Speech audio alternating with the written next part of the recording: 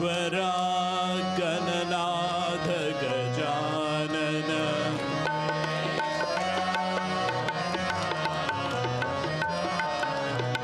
विघ्नेश्वर गणनाथ गजानन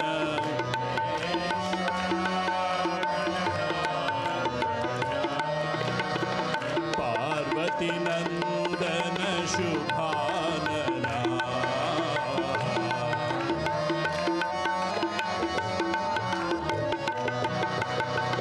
पार्वती नंदन शुभानना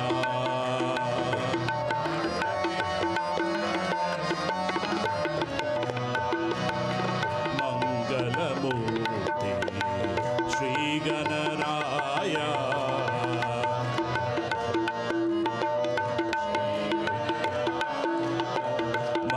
मंगलमूर्ति श्री गणराय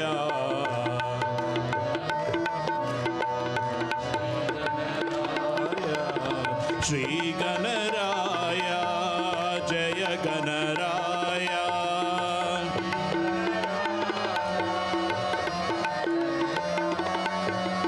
श्री गणराय जय गणराय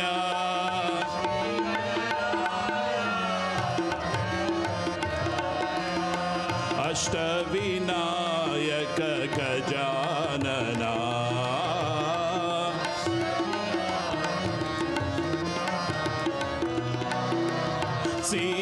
सिद्धिविनायक शुभानना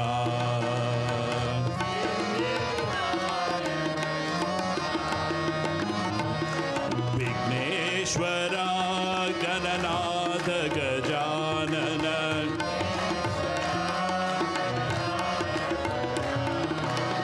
पार्वती नंदन शुभानना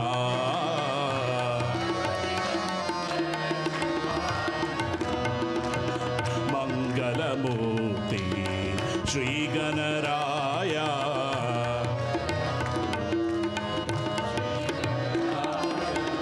श्री गणराय जय गणराय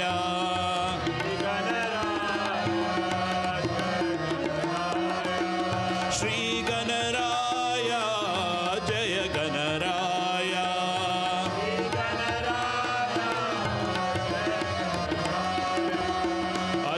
अष्टविनायक गजानना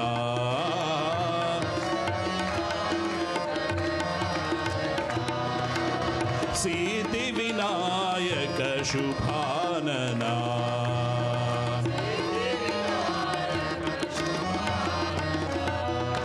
विघ्नेश्वर गणनाथ गजानन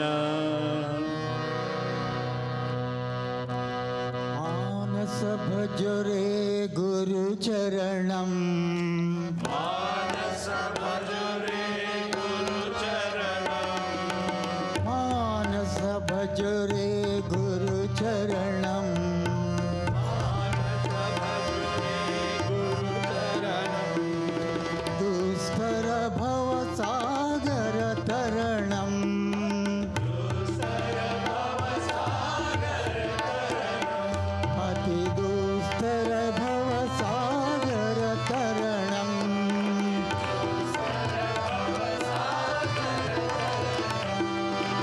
गुरु महाराज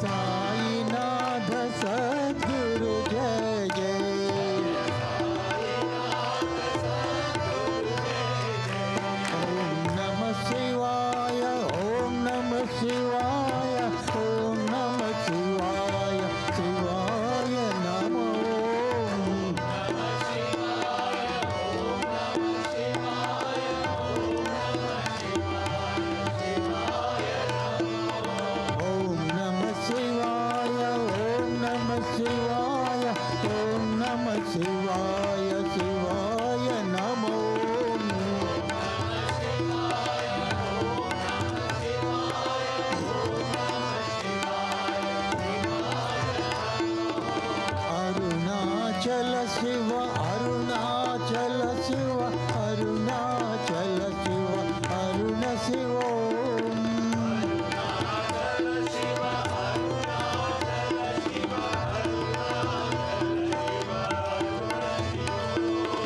अरुणाचल शिव अरुणाचल शिव अरुणाचल शिव अरुण शिव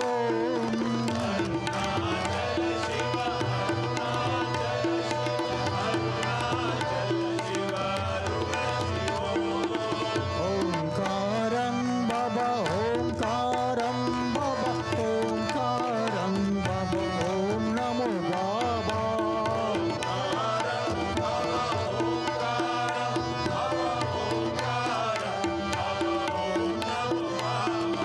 ओंकारं बाबा ओंकारं बाबा ओंकारं बाबा ओम नमो बाबा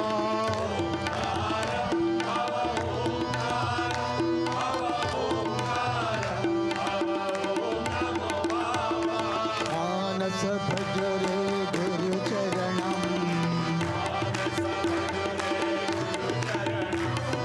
मानस भज रे गुरु चरणं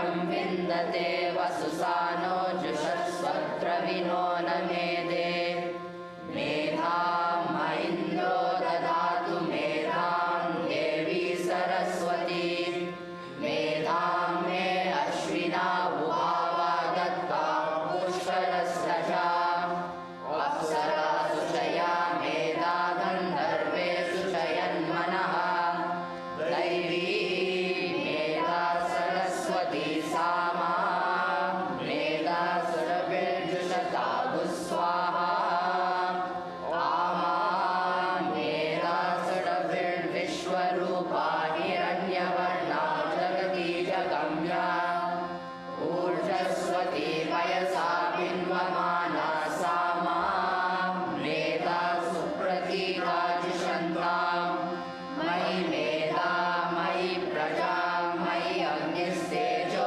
ददातु मयि मेधा मयि प्रजा मयि इन्द्र इन्द्रियं ददातु मयि मेधा मयि प्रजा मयि सूर्यो राजो ददातु हंसाय विद्महे परमहंसाय धीमहि तन्नो हंसः प्रचोदयात्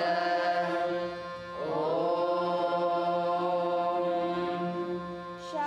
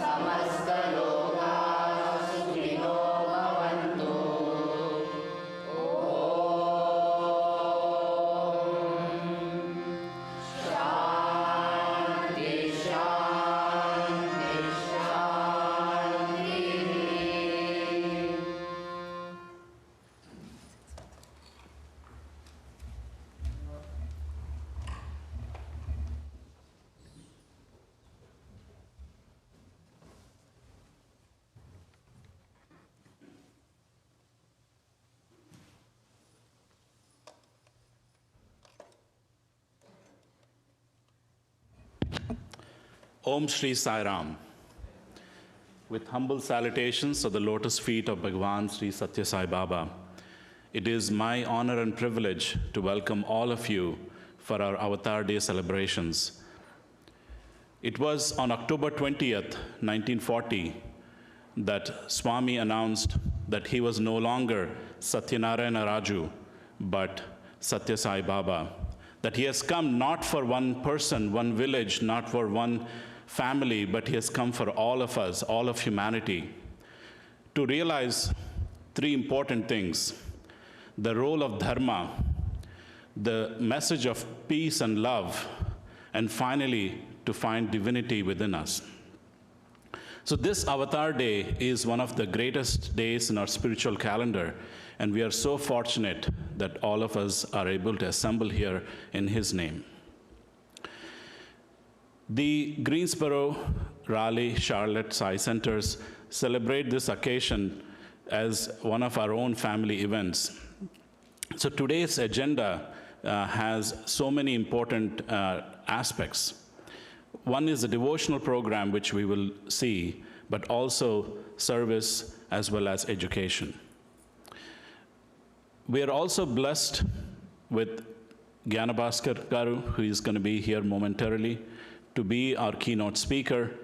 And this afternoon, you'll be enthralled by so many performances by children, as well as a panel discussion. This year is also especially very special because it is the 100th year of Swami's birth on earth.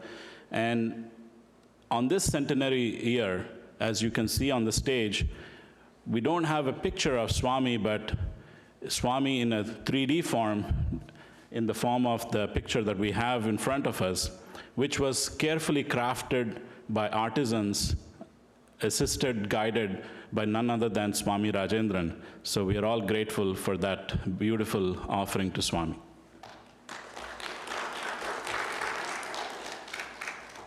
A few key housekeeping.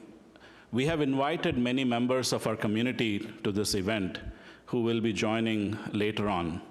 So please treat them like we treat Swami himself, answering questions, helping them, guiding them, and make sure we take care of them. The bathrooms are on the left side.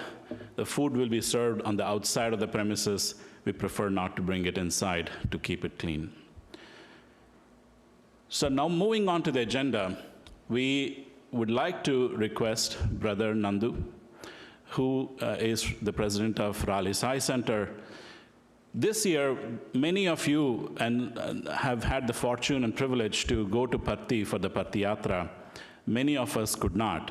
So today, he will share with us some of the beautiful memories of the event, as well as some of the activities of Raleigh Sai Center. On his busy day, today being an amazing event happening, he made his time to come here, so we gratefully thank you for that, brother. Please welcome Brother Nandu.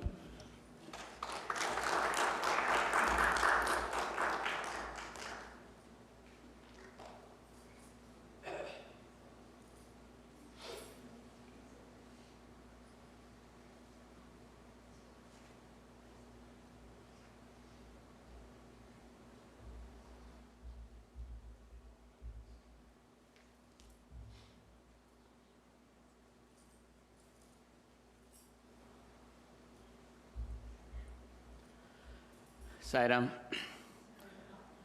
Our humble pranams at the lotus feet of our beloved Swami. Swami, please talk through us, guide us all through the day. Sai Ram. Sai Ram, do we have a clicker for the slides, or you got it? Okay, thank you, thank you. There's two topics, I have 15 minutes, I'm going to go through them pretty quickly. We'll start with the Patti pilgrimage.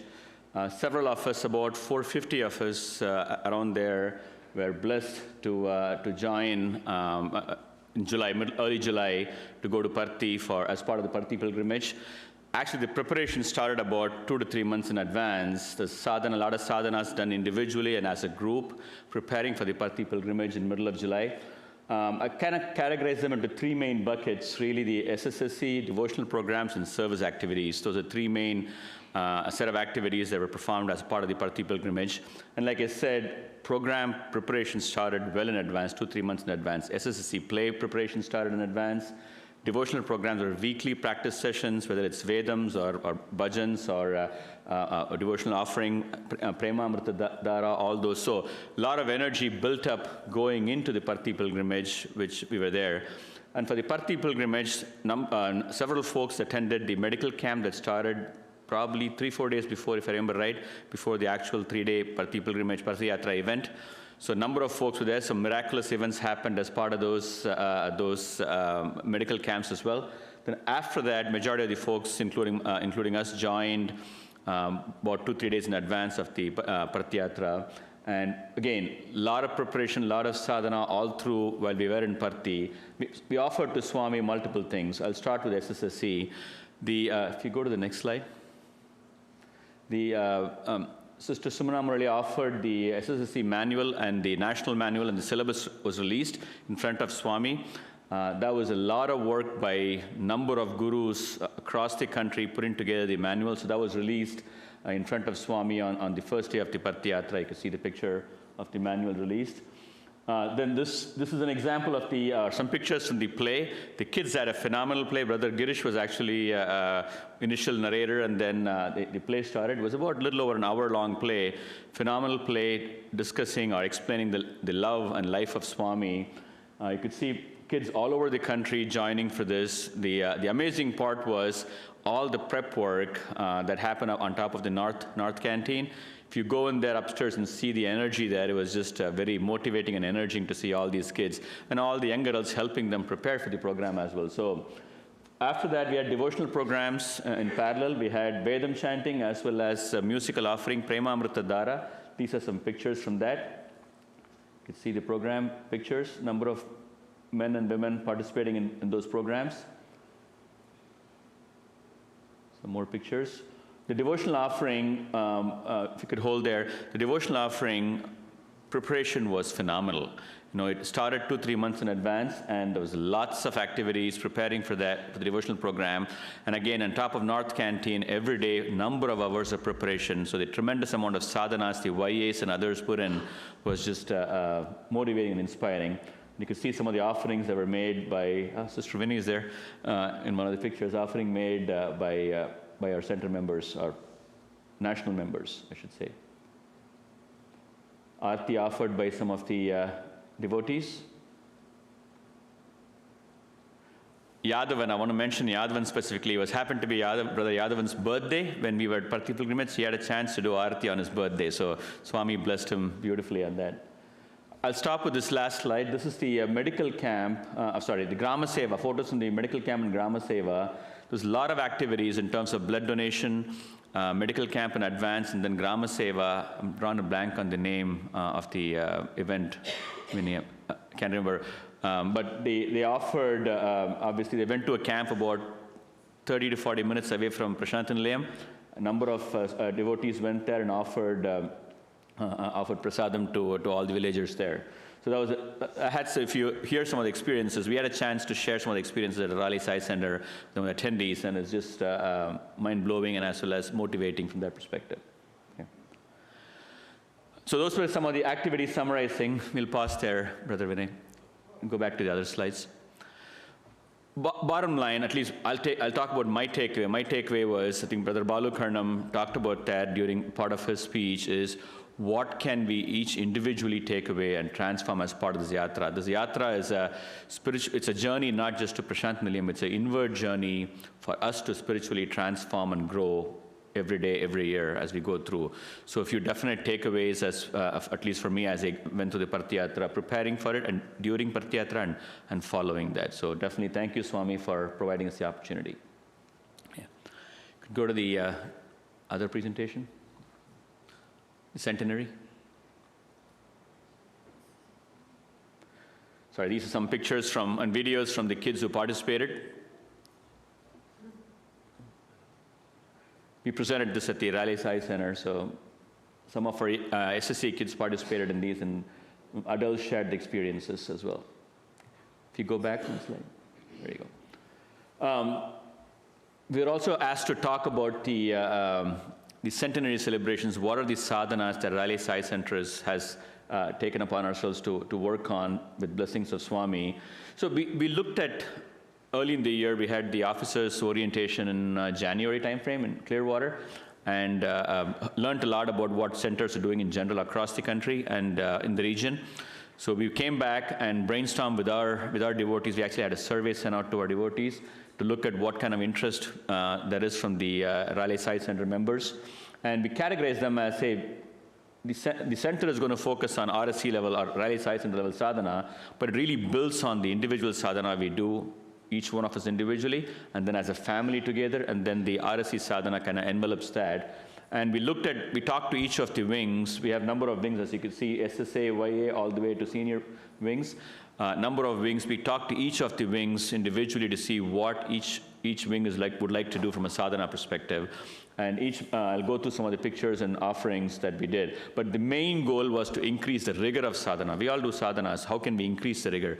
Again, for individual as well as community transformation. That was the primary goal. It's a summary of what we have done so far and what we continue to do. In addition to the regular events that we have and special events, for the centenary birthday celebrations, a quick summary. As a group, we do daily morning sadhana. About 15, 20, 25 of us join every day at 5:30, chant Rudrams every morning. So net, there's about 2,500 plus Rudrams chanted every morning over the last 5 to 6 months. Ladies' swing is phenomenal. We have a phenomenal ladies' swing. I'll talk about that more in the picture later on. They took a number of sadhanas, and one of them was Walk with Sai, and they chanted Gayatris as they walk with Sai. And they have together clocked 25,000 miles. So it's not just physical sadhana, but also as they walked these miles, they chanted Sai Gayatris, or Gayatris every as part of these walks, 25,000 miles of walks. So phenomenal work by Ladies Swing. A lot of seva projects. With a team of 100, we had 100 backpacks, 100 tree planting, sapling plantings at a hospice care, 100 snacks, 100 projects for schools, things like that. YAs also took up on 100 service activities. So a lot of projects that the service wing took on in addition to the existing projects. SSC sadhanas, I have a slide on there, I'll cover that. We have close to 200 kids. And the SSCs, pre-SSC all the way to SSC 4, they took individual sadhana for each group. So we'll talk about that. YAs, Take Swami Home. We learned that from the officers' orientation in January. Another center, if I remember, Atlanta or Charlotte was doing that. We took that. We have Take Swami Home, which is basically Swami's robe, padukas, and a picture that we have 2 sets of them. Devotees have signed up to take that home for a week, and they do prayers individually or invite Sai Center members for bhajans in their houses as well. So we had so far we have done 65 plus homes. The goal is about 100. Our goal is to get to 100 homes. We have another few weeks left to do that. But phenomenal. I think every week has been solidly booked with Take Swami Home, and we share the pictures with our center members every week. Speaker satsangs and definitely Parthi pilgrimage we talked about earlier. So just a glimpse of what we have done so far. And going by wing, SSC sadhanas, you can see each of the SSC groups, the gurus talked with the kids in terms of what do they want to take as a sadhana for each group. SSC, pre-SSC group took up Brahmarpanam and bhajans, and SSC 3 talk about developing interest in spiritual reading, Swami's literature. SSC 2 focused on Namasmarana and some individual offerings that they all took as sadhana themselves. So plenty of examples of that. So you can see each group took some specific examples, initiatives that they wanted to do as part of Swami's centenary celebrations. I think we have a couple of pictures of SSC sadhana activities, anywhere between devotional service, programs, etc. Switching to senior wing, senior wings has continued to do the projects as well as took on some more service projects for the Wakemed Hospital. So they are, when we have our regional retreats or Ishram Day or Swami's birthday, the senior wing pack vibhuti packets, right? They do Likita Jamam and pack vibhuti packets. That's a wonderful service they do. In addition to weekly bhajans, some of the senior members are not able to come because of transport issues or health issues, so they do bhajans at their home or through Zoom. So those are some of the projects that the senior wing took up. There's a couple other projects they've taken on. YAs, they focused on primarily how do they reduce screen time, and how do they convert that time into sadhanas, mainly focus on service. That was the kind of the main theme, so you could see some of the examples that they worked on, but a lot of energy from the YA organization. I think so far, if I remember right, they had a target of 100 service activities. They have done 60 to 61 about a month ago, so they're well on their path to get to their 100 as well. Next slide, please. Service sadhanas, as I mentioned earlier, we have lots of service focusing on theme of 100, a lot of projects.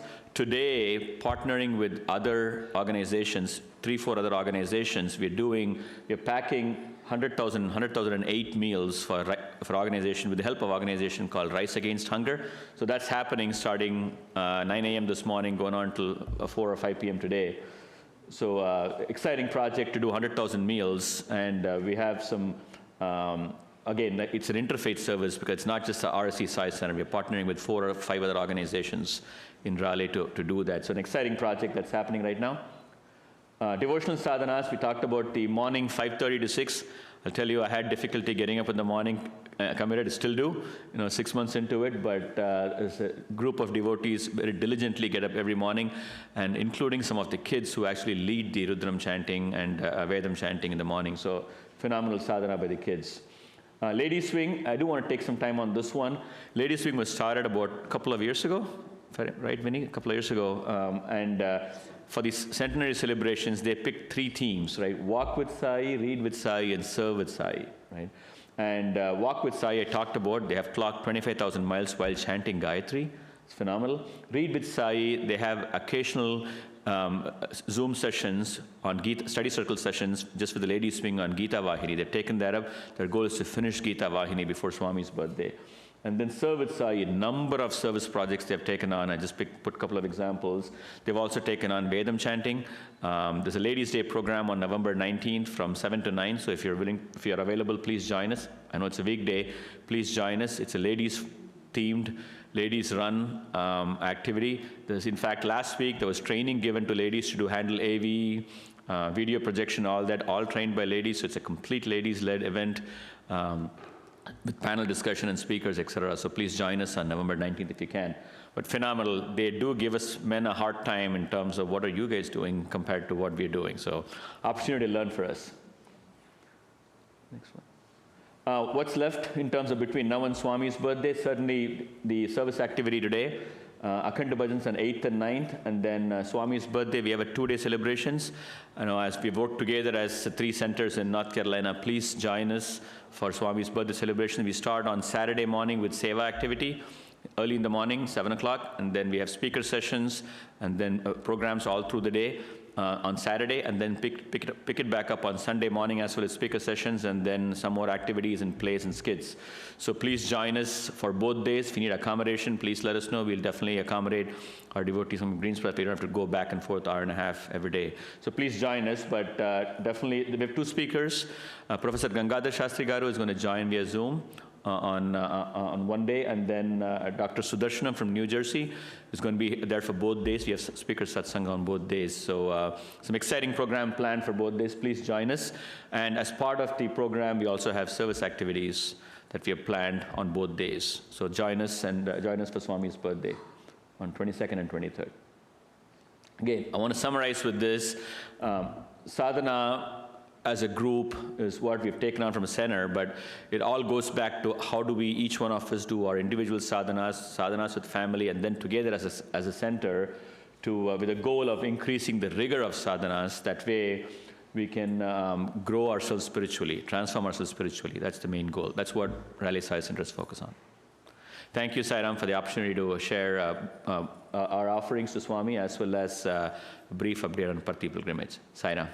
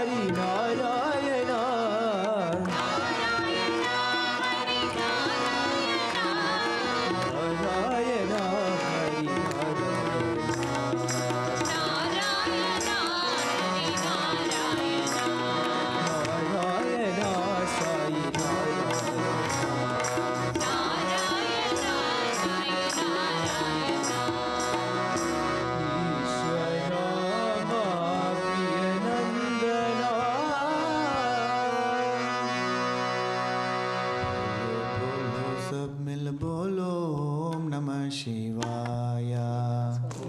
बोलो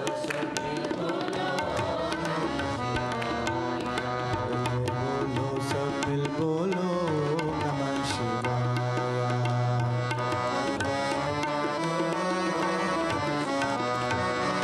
ओम नमः शिवाय, ओम नमः शिवाय।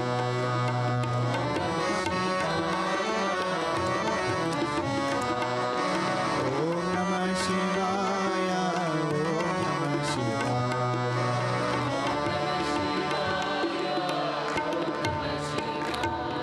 बोलो बोलो सब मिल बोलो ओम नमः शिवाय।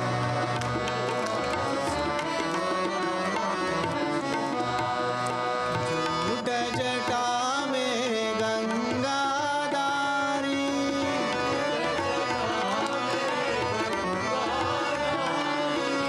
झूठ जटा में गंगाधारी,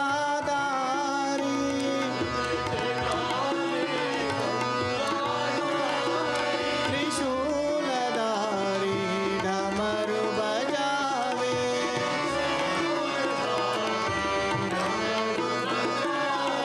त्रिशूलधारी डमरू बजावे।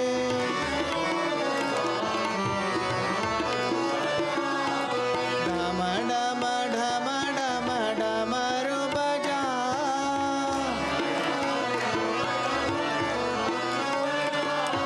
डम डम ढम डम डमरू बजा।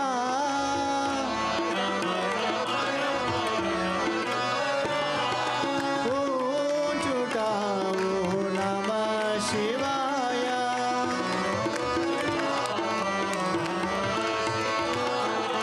ओम छुटाओ नमः शिवाय।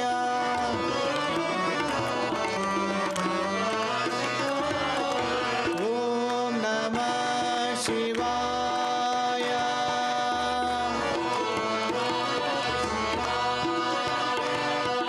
ओम नमः शिवाय।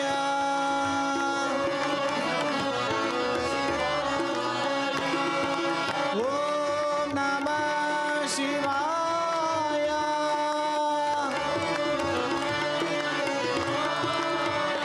हरि ओम नमः शिवाय।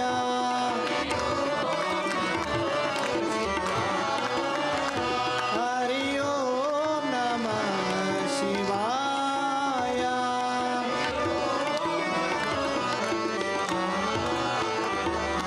बोलो बोलो सब मिल बोलो ओम नमः शिवाय।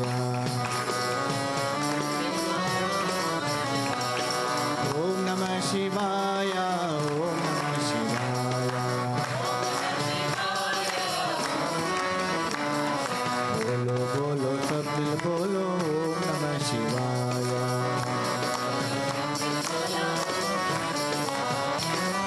झूठ जटा में गंगाधारी, त्रिशूलधारी डमरू बजावे, डम डम ढम डम डमरू बजा।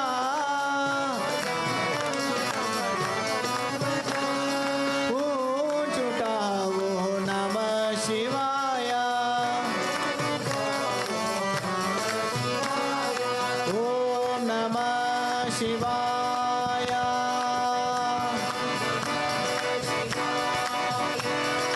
ओम नमः शिवाय।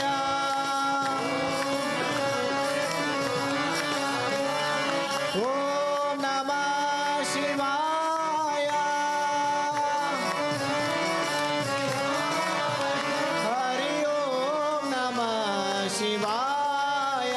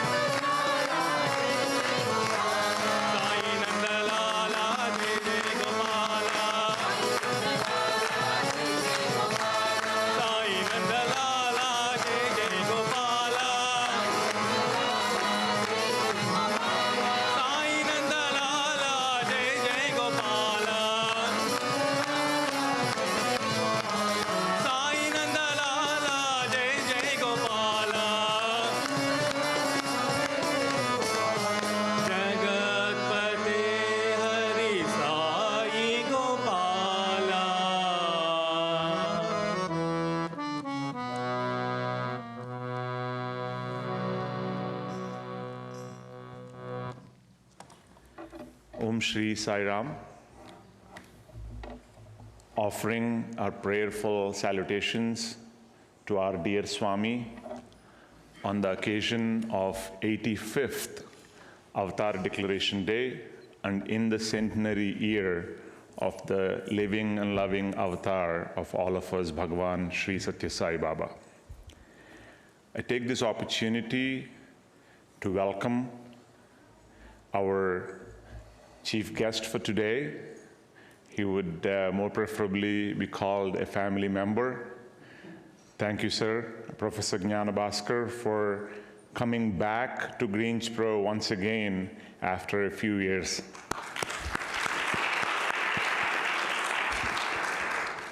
Also take this opportunity to welcome members from Raleigh Sai Center, Charlotte Sai Center, Anderson Sai Center, and our community members and our dear Sai Center members from Greensboro as well.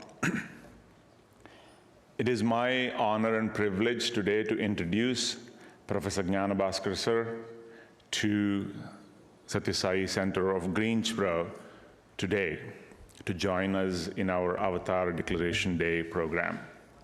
Professor Jnanabhaskar sir is a very tall figure, not only here in the United States, in Puttaparthi, in the inner circles of Puttaparthi, in the Sathya Sai organization in Puttaparthi, and worldwide. And it is our honor, sir, for you to join us today in our program. He is privileged to be one of the few students that Swami had handpicked personally to join him on many a tour, to join the plays written by Swami and acted by sir and a few other chosen ones in the early days of the organization of the Sathya Sai Avataric Mission as it unfolded. Many of us know what happened to Puttaparthi, what the organization has become in the last 10 years, 20 years, 30 years, and sir has been with Swami in the formative years of the organization, and that in itself is an honor, sir, that for you to join us today. As I mentioned, sir is a proud alumni of the Sathya Sai organizations, Sathya Sai University especially, and is a very warm and dear elder brother to all the alumni today that we all look up to, a role model to all the members in all the organizations, and a towering leader for all the office bearers in the organization as well. Sir has served in many capacities in the organization, most dear and near to us being the very Region 3 that we are all part of as president. As a fearless leader, today we have another towering fearless leader with us, Winnie. Thank you for joining us today. And request you to say a few words after, sir, to bring all of us together on this. Not just all that I said, sir also is a Vedic scholar. Sir is a professor in mathematics. I can go on if you would like to listen to me than him, but I will stop at that so we can invite sir. Sir, you could be anywhere today. Any center could have loved to have you, but thank you for choosing the best center that there is, which is the Sathya Sai Center of Greensboro. Thank you for joining us, Professor Jnanabhaskar, sir.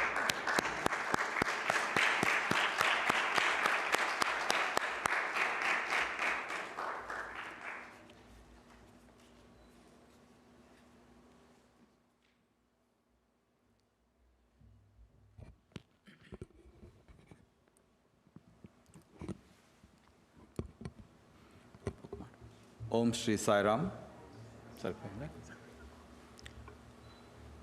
Girish introduced someone, and I would like to meet whoever that is. I only heard one sentence that he said he is our dear brother. Offering my most prayerful salutations at the divine lotus feet of Bhagavan. As Girish has rightly mentioned, it is truly a homecoming for me in the sense that I've been to Greensboro Center several times, and so I feel like I'm coming back to see visit my own family. And of course, it is always a privilege to be part of any of the Sai organizational events, and as holy a day as an Avatar Declaration Day celebration. So I'm indeed, I consider it a singular blessing for me to be able to be here and share a few thoughts. Girish, నాకు ఒక 10 నిమిషాలు heads up ఇవ్వాలి, చెప్పేస్తా.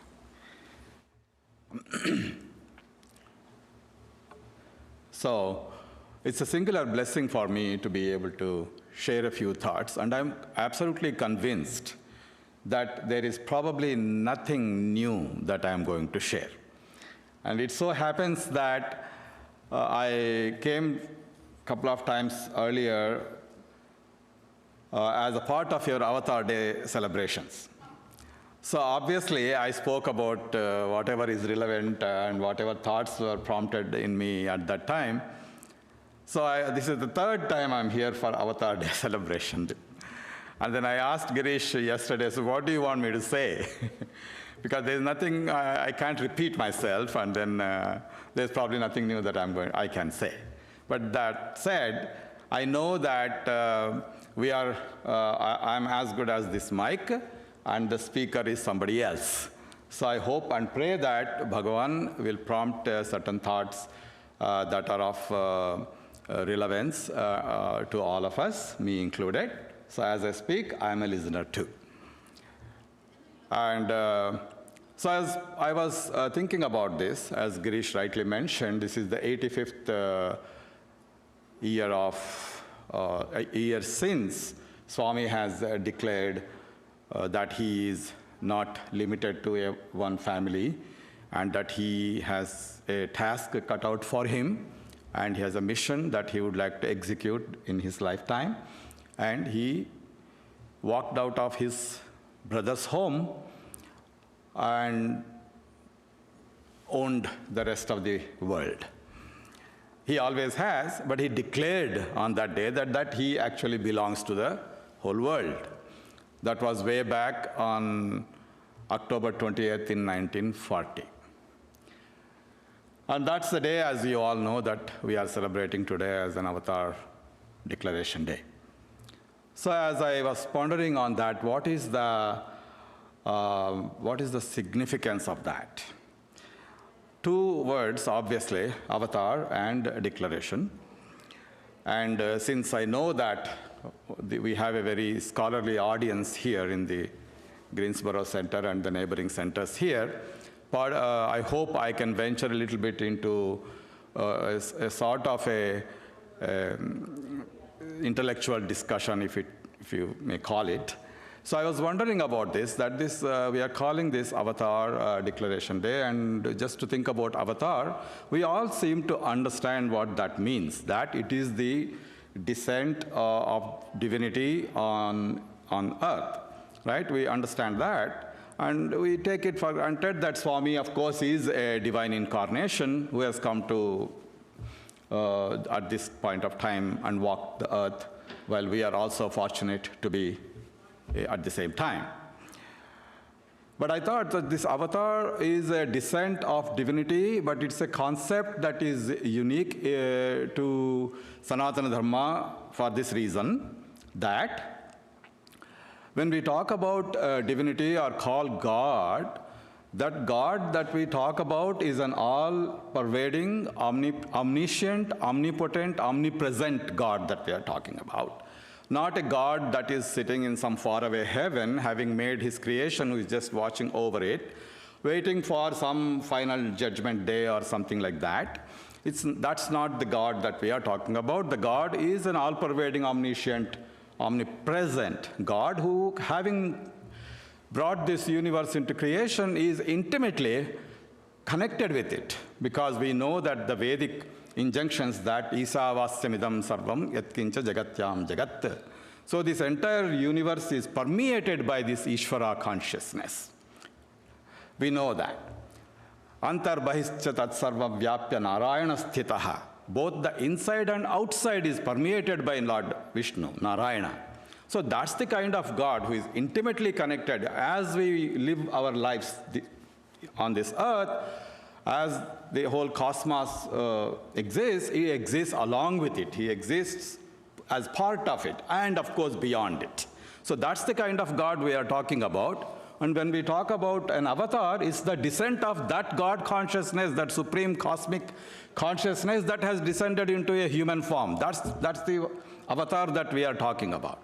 Because sometimes, especially for people like me, it is easy to be taking things for granted and thinking, oh, this is the Swami that I have known since my childhood. His picture is something that I have seen in my home ever since I remember. So it looks, he's so familiar to me. His form is familiar to me. His name is something that I hear day in and day out. So it's very easy for people like me to take it for granted and not really comprehend what exactly is this avatar that we are talking about. So this avatar is that supreme cosmic consciousness that has descended in a human form. And when I think about it like that, then we understand the true significance and power of this personality that we are actually here talking about. So that's the avatar that we are talking. But then I was thinking also along this, in the same vein, that what were the previous avatars? We all know, right? What were the previous avatars? At least the most famous avatars we know. And then I asked, okay, are these avatars always human? Right? Because we take it for granted that he is a human, so avatar declaration day means this avatar has to be a human. Is that so? We all know very well that Lord Vishnu's Dashavatara starts with the Matsya Avatara, which is the avatar of a fish. And then we have a Kurma Avatara of a tortoise. And then of a Varaha Avatara, who is of that of a wild boar. And that of a Lord Narasimha. So we know the whole Dashavataras. So when we talk about the descent of this divine consciousness into this universe, it does not necessarily always mean that it has to be a human thing. I mean, I'm just sharing the thoughts that occurred to me when I was thinking about this. Not that any of this is not known to you. Of course we know. Right? So this avatar that we talk about doesn't have to be a human. So then in that case, what was the reason that these avatars have come? So if you think about it, the Matsya Avatara, the avatar of Lord Vishnu's divine fish form, Matsya means fish, his incarnation was caused by a demon stealing the Vedas. So Lord Vishnu took the form of a Matsya, or a fish, in order to restore that Vedic knowledge from that demon, right? So having made this universe and the whole entire knowledge to make the creation and then make this go on, this process go on, Lord Brahma needed the knowledge, and that is embodied in the Vedas. And those Vedas, according to Puranic stories, the Vedas were stolen. So unless the Vedic knowledge is given back to Lord Brahma, he is not going to be able to proceed with his task. So Lord Vishnu had to descend in order to restore that Vedic knowledge, release that from this demonic person. So he came for that purpose. Came, executed, and gave the Vedic knowledge back to Lord Brahma, and then went back. And then again, after some time, these gods and demonic and divine forces at that time, they were engaged in, interested in getting this elixir for immortality, Amrita, as it is called. And as a means towards that, they started churning the Ksheerasagara, the ocean of milk. I'm just quickly narrating the Puranic stories behind these avatars. They start churning using the Mandara mountain, and the Mandara mountain starts sinking. So in order to maintain the Mandara mountain, in order to prevent the Mandara mountain from sinking, he had to come in the form of a tortoise and lift and stand as a base for that Mandara mountain, so that they can churn and get the nectar out of it. So if you think, I'm saying all this to understand what would be the purpose of these avataric incarnations. So here he comes and does that. So was it only nectar that came out of that that churning? No, nectar was just one of the many things, including Mother Lakshmi. There were so many things that came out of that churning process. So the purpose of that Kurma Avatara was manifold, and he did that. And then some more time goes on, and then the entire earth is taken away, coveted by one of the demons called Hiranyaksha. And then he had to restore that earth so that the creation on earth can go on. So he comes in the form of a Varaha, and then restores Mother Earth. So he becomes, that was his purpose for which he came in that form. And then comes a intermediate form between, so you see these were all, you can see the forms that the avatar has taken. And then comes the Lord Narasimha, who comes to, and who comes to do what? To make the words of his devotee true. That is the reason, one of the purposes I am stating. Prahlada, the child, the son of Hiranyakashipu, is declaring that, Prahlada is declaring that God is everywhere. His father, who is a demon, is contesting that and saying, no, there is no God besides himself. So where is God is the question that the father is posing. Here is the son, who is a gnani, declares, saying that he is everywhere. Indu galad anduledani, sandehambu valadu chakri sarvopaгаtundu, endendu kaladu vetiki chusina andande kaladu. That's the conviction of Prahlada. And Lord Narasimha had to come in order to make his devotees' words true in a particular form. So I won't go into the details of that because our main interest is in Bhagavan. So he came in the form of Narasimha. And if you think about these avatars, what declarations they made? Matsyavatara did not declare, I am a descendant of, I am an avatar of Vishnu, probably. I don't know, but I don't think he would have had the need to do it. So who declared, really?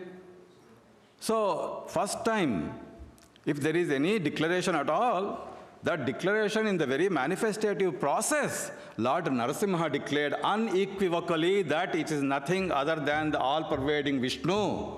Because wherever you see him, he is there, is the claim of the devotee. So wherever this demonic dad wants to invoke and say, oh, is he here? And he had to manifest there. So in the form and the manner in which he manifests is in itself a declaration of the fact that he is divine.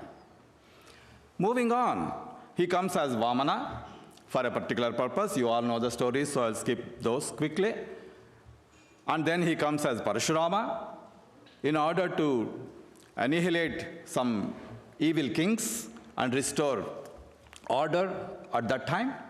And then comes as Lord Rama, who is probably the most familiar and most known and dear to many of us, Lord Sri Rama. So the Rama avatar is the closest one that in human form to most of us. Did he declare that he is an avatar of Vishnu? People, the sages and saints went to him and told, oh, Lord Rama, you are divine. You are an incarnation of Vishnu. That's what they told him. And he says, Atmanam Manusham Manye. I consider myself as human. That's what Lord Rama declared. Right? We know this. But so it's the opposite happening there, that everybody went to him telling him that you are an avatar of Vishnu, and he says, no, I am actually a human. But of course, he had to do that for a particular reason. Right? So then who was the first avatar who actually declared that he is actually God? So it was Lord Krishna, the nearest of the avatars prior to Swami, I would say, who came, and even before he was born, he appeared in front of his parents Vasudeva and Devaki as Lord Narayana himself with 4 hands and all the weapons that Lord Narayana has, Shankha, Chakra, Gada and Padma, and then tells, I am going to be born in your womb as your son. So he declares to his parents first that, look, the child that is going to be born is not some ordinary child. I am the one who is actually going to be born as your son. Declares even before he is born to his parents. And then after that, if you review the life story of Lord Krishna, throughout his life he has performed such acts that unmistakably can be performed only by an entity that is superhuman.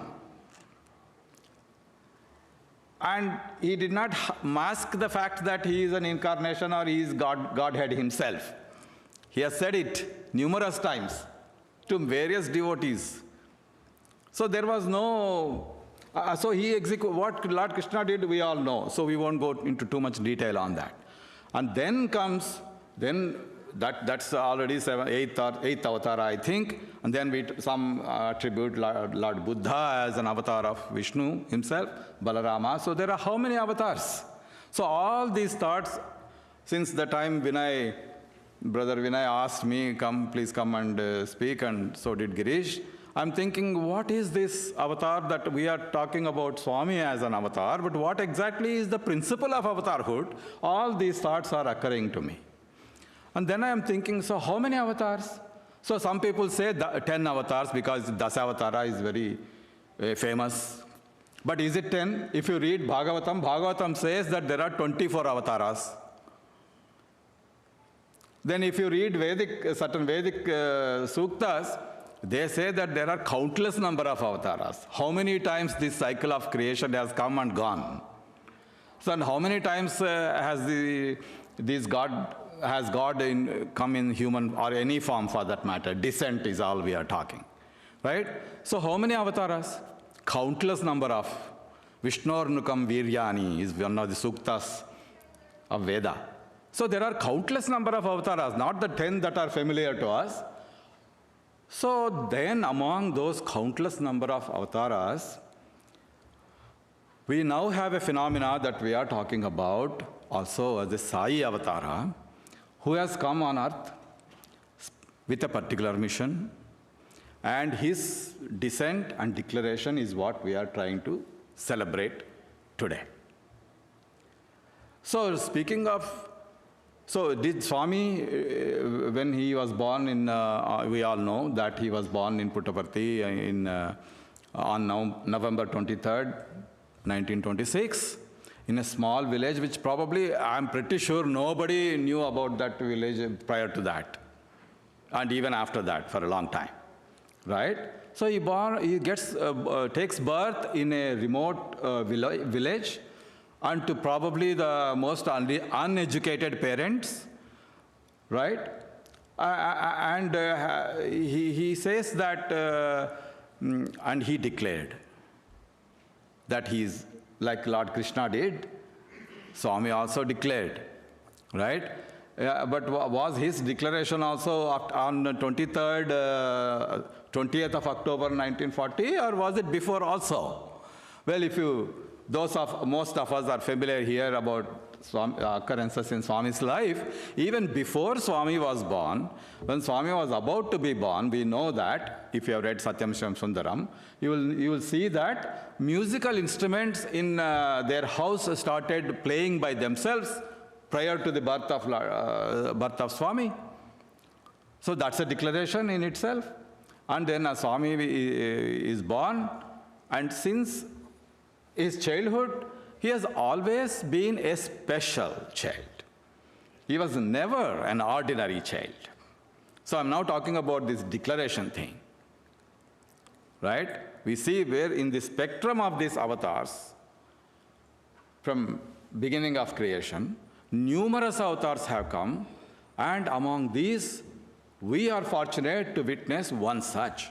So just in case somebody thinks, oh, Rama and Krishna came, but is this really as special as that? Well, it's not just Rama and Krishna. There are many that we are not even aware, probably. And we are fortunate to be aware of this particular avatar, to be at the same time as he was on earth, physically. Right? So Swami was always a special child. He was always, while everybody in his family was of a certain type, his own conduct was different. We know that. Right? And to his schoolmates, as he went to elementary school nearby, he would always take out things from his pocket or from his school bag. He would take things out and give to his friends, candy and this and that. That is, of course, a declaration of the fact that he is not just like any other child at school. Right? We know the story of a school teacher who got stuck to his chair. So these are all what? These are all declarations. So I want to share a few thoughts about declaration too, that how does one declare? So declaration, is it only a verbal declaration is a declaration? Or if one behaves and conducts oneself in a certain manner, is that also a declaration? Right? So we are seeing that this avatar is such a huge entity, and they start declaring for certain reasons. And some other time they don't declare. Like Lord Rama didn't declare. Vamana didn't declare. But Lord Krishna declared. So should they declare, should they not declare, is not a debate for you and me to decide. It's up to them, depending on what is their purpose and why they want to declare, when they want to declare, to whom they want to declare, and how they want to declare. So when we think about it, I was actually shocked that there is so much of conceptual thing that is behind this so-called declaration. So Swami conducted himself as an extraordinary child. And May 23rd, 1940, because since that time he has been doing all these things, so-called miraculous things. May 23rd, 1940 happens to be a Thursday, and there was a small household, in Puttaparthi. He is there and he gathers a few people around him, all of who are elder to him. They are probably the local grannies and very aged people, and others too. And he starts talking to them, and he starts creating, manifesting candy and start distributing and starts talking to them. This Swami was what? 1940 May we are talking, so that is 13.5 years old boy, gathering a group of people, sharing all kinds of, esoteric things, and then giving out some gifts just out of nowhere. And his father gets annoyed with him and says, "What is going on here? What is this tamasha? Who are you?" And in those days, these notions of ghosts and possessing and all these notions were very prevalent in the small villages especially, right? So his father accosts him and says, "Are you a ghost? What kind of a ghost are you? Who are you?" His father is challenging this boy, right? And Swami replies, that's when he replies, "I am Sai Baba." Nobody has heard about Sai Baba at that time in that area. Who is this Sai Baba? So they think, oh, this is some Muslim ghost. Now this is possessed my son. So that's the first time, May 23rd, 1940. That's when he first declared that I am Sai Baba. But people are shocked because they never heard, what is this Sai Baba? A week goes by, May 30th, 1940, another Thursday, again same thing. He's gathering people and doing all these things. So his father is again annoyed. So his father goes to him and says, "You say you are this and that, where is the proof? Show us some proof." And that's when the most famous incident that happened, that he asks for a bunch of jasmine flowers to be brought, and he holds those flowers and throws them in the air like that, and they fall on the floor in the Telugu letters, "Nenu Sai Baba." I am Sai Baba. They fall on the floor. That's the evidence that he presented to his own father, who challenged him for some proof. Speaking of declarations, these are all declarations, isn't it? So this happens in May. And then come June in India, it's a school year start. So he goes to school, but his brother Seshamaraju is in Uravakonda. So he goes to study there for middle school. And he goes to school from June on.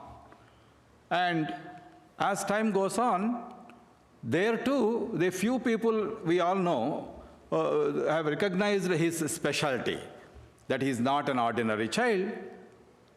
But however, it's not fully displayed, except for a few people, probably.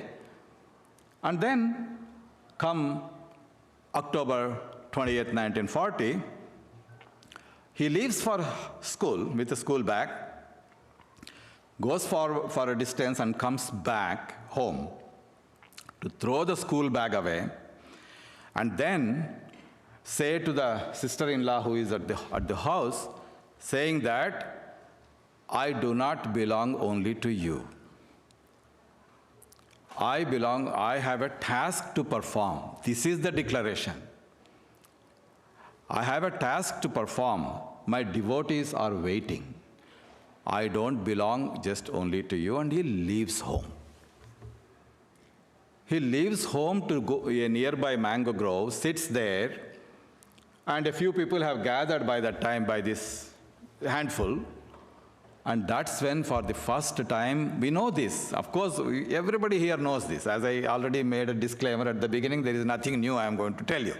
So, but in recalling these things lies our joy. So for the first time, to a few people around him, he sings the most famous bhajan, Manasa Bhajare Gurucharanam Dustara Bhavasagara Taranam. So for the first time he's doing that. He must have sung many songs prior to that also. But after the declaration, this is the song he sings there in Uravakonda. For 3 days, he doesn't go back. Once he left that house, he doesn't go back. For 3 days, he stays in the mango grove. And by the time the message has gone to Puttaparthi saying that, oh, your son is left the house. So from Puttaparthi, Mother Ishwaramma and his father, they come. They plead with him to return home. And he says, no. And you know the story, so I won't go into the details. He says in those interactions with Mother Ishwaramma, he says, Maya Vidinadi. The Maya has left as if he had the Maya. Right? The divine descent is a limitation that divinity imposes on itself in order to execute a certain task. So he was holding on to limiting his divine powers or whatever you want to call it. And then that's when he says, now I don't have that obligation anymore to pretend like Lord Rama pretended all his life that he is a human. Right? So he says, now I don't have a need. So Maya Vidinadi, and I have a task.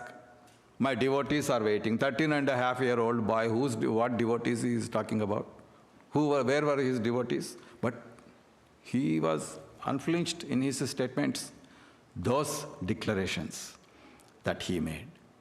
And then at the insistence of his mother, he goes back to Puttaparthi, but does not go back to his house as a child of Ishwaramma and Peddavenkamaraju, just goes on, but he continues his mission from that day onwards. All the way till today. He only operates as a divinity. Never once has he deviated from that assertion. Not for a minute has he hesitated, oh, I said it that day, but maybe I'm wrong, I'm sorry. He never did that.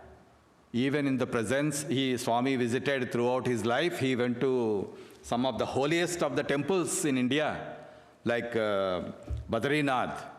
He went to, you name a pilgrimage place, he went there. Right? He went to Srisailam, he went to Tirupati, he went to Somnath. So he traveled the length and breadth of India, visited the most sacred of the holy temples of India, in the presence of those divine forms in the temples. He stands there with absolute authority as no different from the presiding deity of that temple.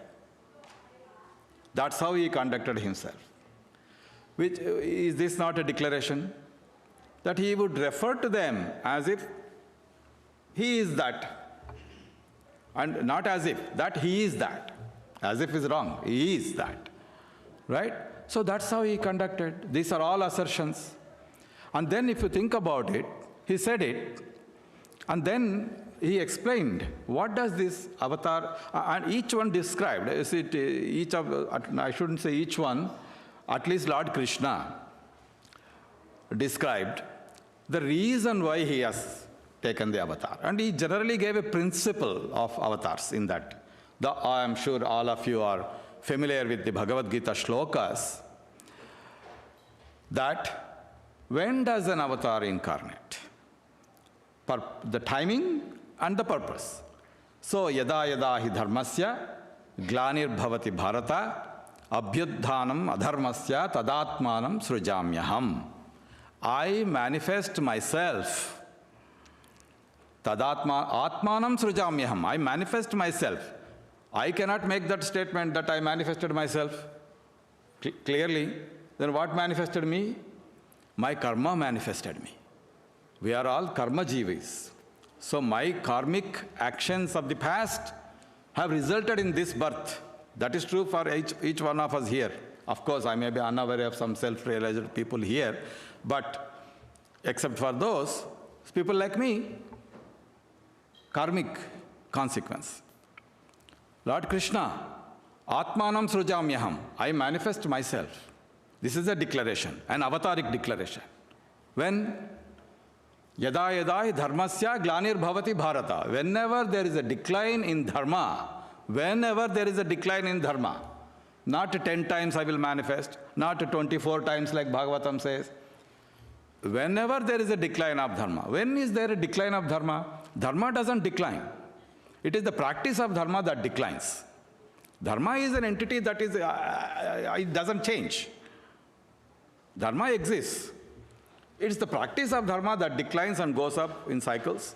So whenever the practice of dharma, glani is that, the practice of dharma is lacking.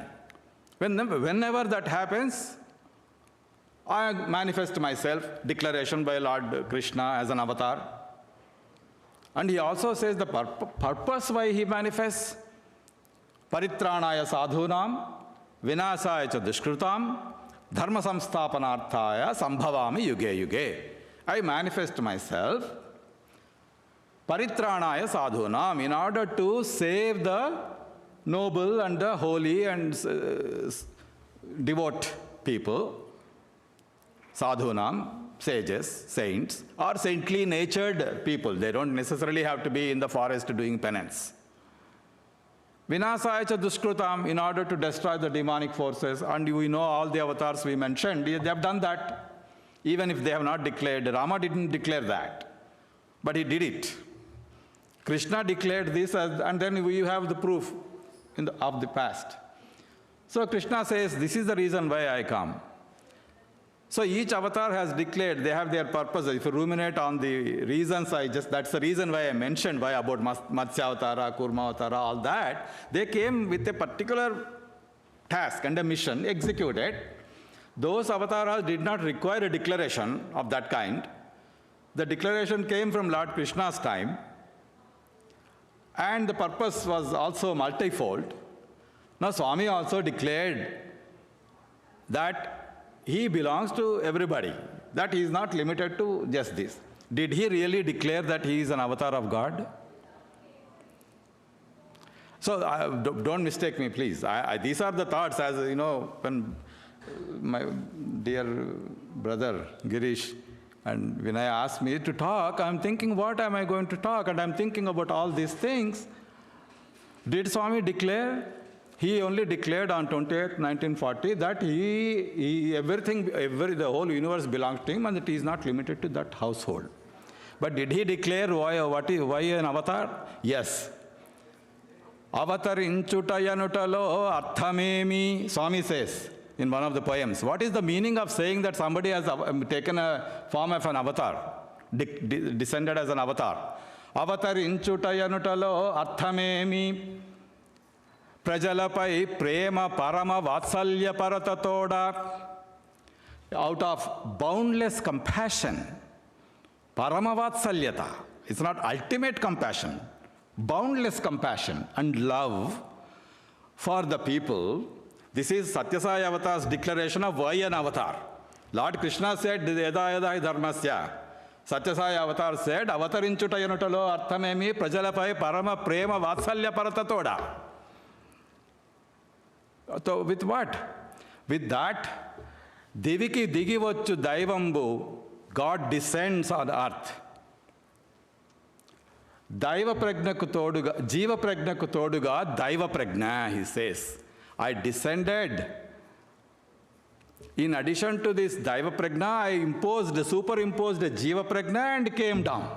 Jiva, you understand, the individual soul. Daiva is the cosmic soul, if you want to translate it in English. So that cosmic divine consciousness descended not in its purest form, but in combination with the individual consciousness, Jiva Pragna. So Daiva Pragna Kutoduga, Jiva Pragna, that is what is this descent, is what Swami has said. If you want to understand that avataric notion in Swami's words, that's what he said. Then he also, numerous times, just like Lord Krishna, he declared actually throughout his life what he is. So we are, of course, we are celebrating October 20th, 1940, every year we celebrate as a day of that he declared, as that one particular incident in Swami's life when he moved out of his home and said the whole world belongs to me. But otherwise, he was declaring throughout. So then very soon, a few years down the line, it's not as if everybody accepted him as an avatar or divinity. His own father was not sure at the beginning. And there were many people in and around Puttaparthi, in Bukkapatnam, for example. So the devotees from far-off places like Chennai, Bangalore, and other places will somehow get to know of this child, Baba, Bala Sai Baba, as they would call him. And I heard these stories even from my own family, relatives. Like, for example, in Kamalapuram, where one of the places where Swami went, my relatives are from Kamalapuram. My mother's sister is from Kamalapuram. So they would tell me these stories. Oh, you know, in those days we used to hear, oh, some boy is there from Puttaparthi, he's come visiting this town, and it seems he does all kinds of miraculous things. That's how these people were talking at home. So they would narrate that. And my grandmother was there in Anantapur, and so they would say, oh yeah, he used to come, he's near, you know, he's right here in Puttaparthi. Anantapur and Puttaparthi is like close, right? So they will talk in very casual terms. Oh, there is some boy here, you know, who is performing all these miraculous things. So we hear, so these people, they mistook him by his appearance. He is a 14, 15, 16, 18-year teenager, talking big things. And if you think about it, my brothers and sisters, it never ceases to amaze me. In India, and I say this, make these statements with utmost reverence, and I'm sure nobody here will misunderstand me when I say this. In India, in every second street, there will be a holy man. In every, if I should say probably in every street, there is a holy man. Truly holy men. I'm not talking about somebody who's just claiming, I'm not talking about the others at all. Those who are truly holy, who truly yogis, who have achieved supernatural powers, there's plenty in India. It's very common. There will be somebody who will do some yogic practice and he will start levitating. Don't we hear about it? In Western Hemisphere, probably it is, oh wow, really? But you come there, you'll see. At least, if not nowadays, maybe 100 years back. Levitation, what's the big deal? Or anything else for that matter. So if you talk about people performing miraculous things, there are dime a dozen. Okay? So what was so special about this Bala Sai Baba that suddenly he starts attracting people from far-off places in days when there are no cell phones and Twitters and all kinds of things to spread messages? Somehow, people from Chennai, people from Bangalore, people from far-off places, he appears in their dream and says, come see me in Puttaparthi. The person would never have heard about what is this Puttaparthi, and they'll inquire, and then they will somehow land themselves in Puttaparthi. So that is special. See, when I said that every second street has a holy man, holy people performing this kind of miraculous things, there are many. That's not what makes the Swami special. This divinity, this divine power that is attracting all these devotees, because he said, my devotees are waiting for me. So wherever they are scattered, he started drawing them to him. So people would go, they have to go through that small town called Bukkapatnam, and there will be a bunch of fellows waiting in the bus stand. As soon as these people from far-off places get down from the bus stand, these fellows will start abusing them. So look at these crazy fellows, they are coming from all kinds of places just to see this Sai Baba, because they don't believe in Swami's divinity. But nothing, a lot of things happened, we know that, but nothing stopped people from coming to him. Because that power of divinity is what has drawn the people. I don't have to say especially, because if you are sitting here in Greensboro, North Carolina, and talking about Bhagavan, it is needless for me to mention that Swami, of course, has drawn people from America. People from all countries across the world. Who prompted them?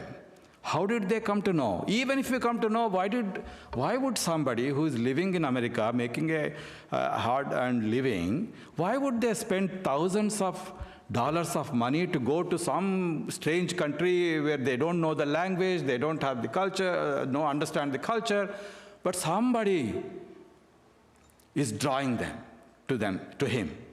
Why would they do? No explanation, except that there is that spiritual yearning in these individual souls that Swami's divinity has drawn them to that place.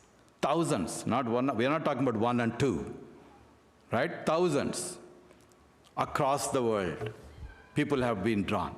That ability to be able to draw spiritual seekers to him without him having to go make an advertisement or announcement is what is divinity.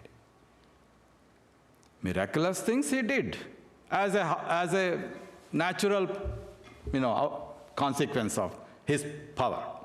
He did. But did he declare? So my point in recalling those people who were criticizing Swami was, his brother, Seshamaraju, was pained by all this criticism, and then he writes a letter to Swami saying that, why are you doing all these things? If you even if you are God, just keep quiet so that, people don't criticize you, at least. Up there, all kinds of criticism was there, made about him.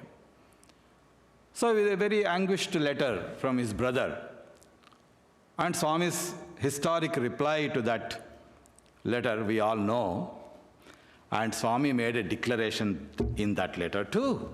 So the reason I'm recalling these things is, he's an avatar. What exactly is this avatar? And what exactly are these declarations? He made many. So in one of the declarations he made in that letter too. Of what? Akhila manavulaku anandamanagurchi kapadu chundute dikshanaku. He says, he declares his diksha. Diksha is a resolve. I have resolved, he says. You are worried about people criticizing me. I don't care. My resolve is to grant divine bliss. Akhila manavulaku, not to those, only to this person, that person, only if you believe in me, I will give you this. No. For entire humanity. Akhila manavulaku ananda managu. I want to give them bliss, divine bliss. Kapadu chundate, to protect them, to save them. From what? Save them from what? Did he say that he will save them from, if you become my devotee, you will never have any trouble? No difficulties? Gone? Ask. But then saving from what? Saving from that possibility of falling into the trap of adharma. Because his reason an avatar comes is dharma, for establishment of dharma. So what is the worst thing that can happen to a person is to fall into bad ways.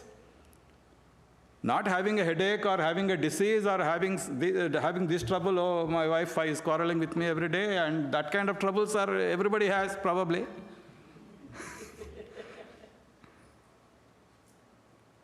Did he say, I will remove all those troubles? No, you know that.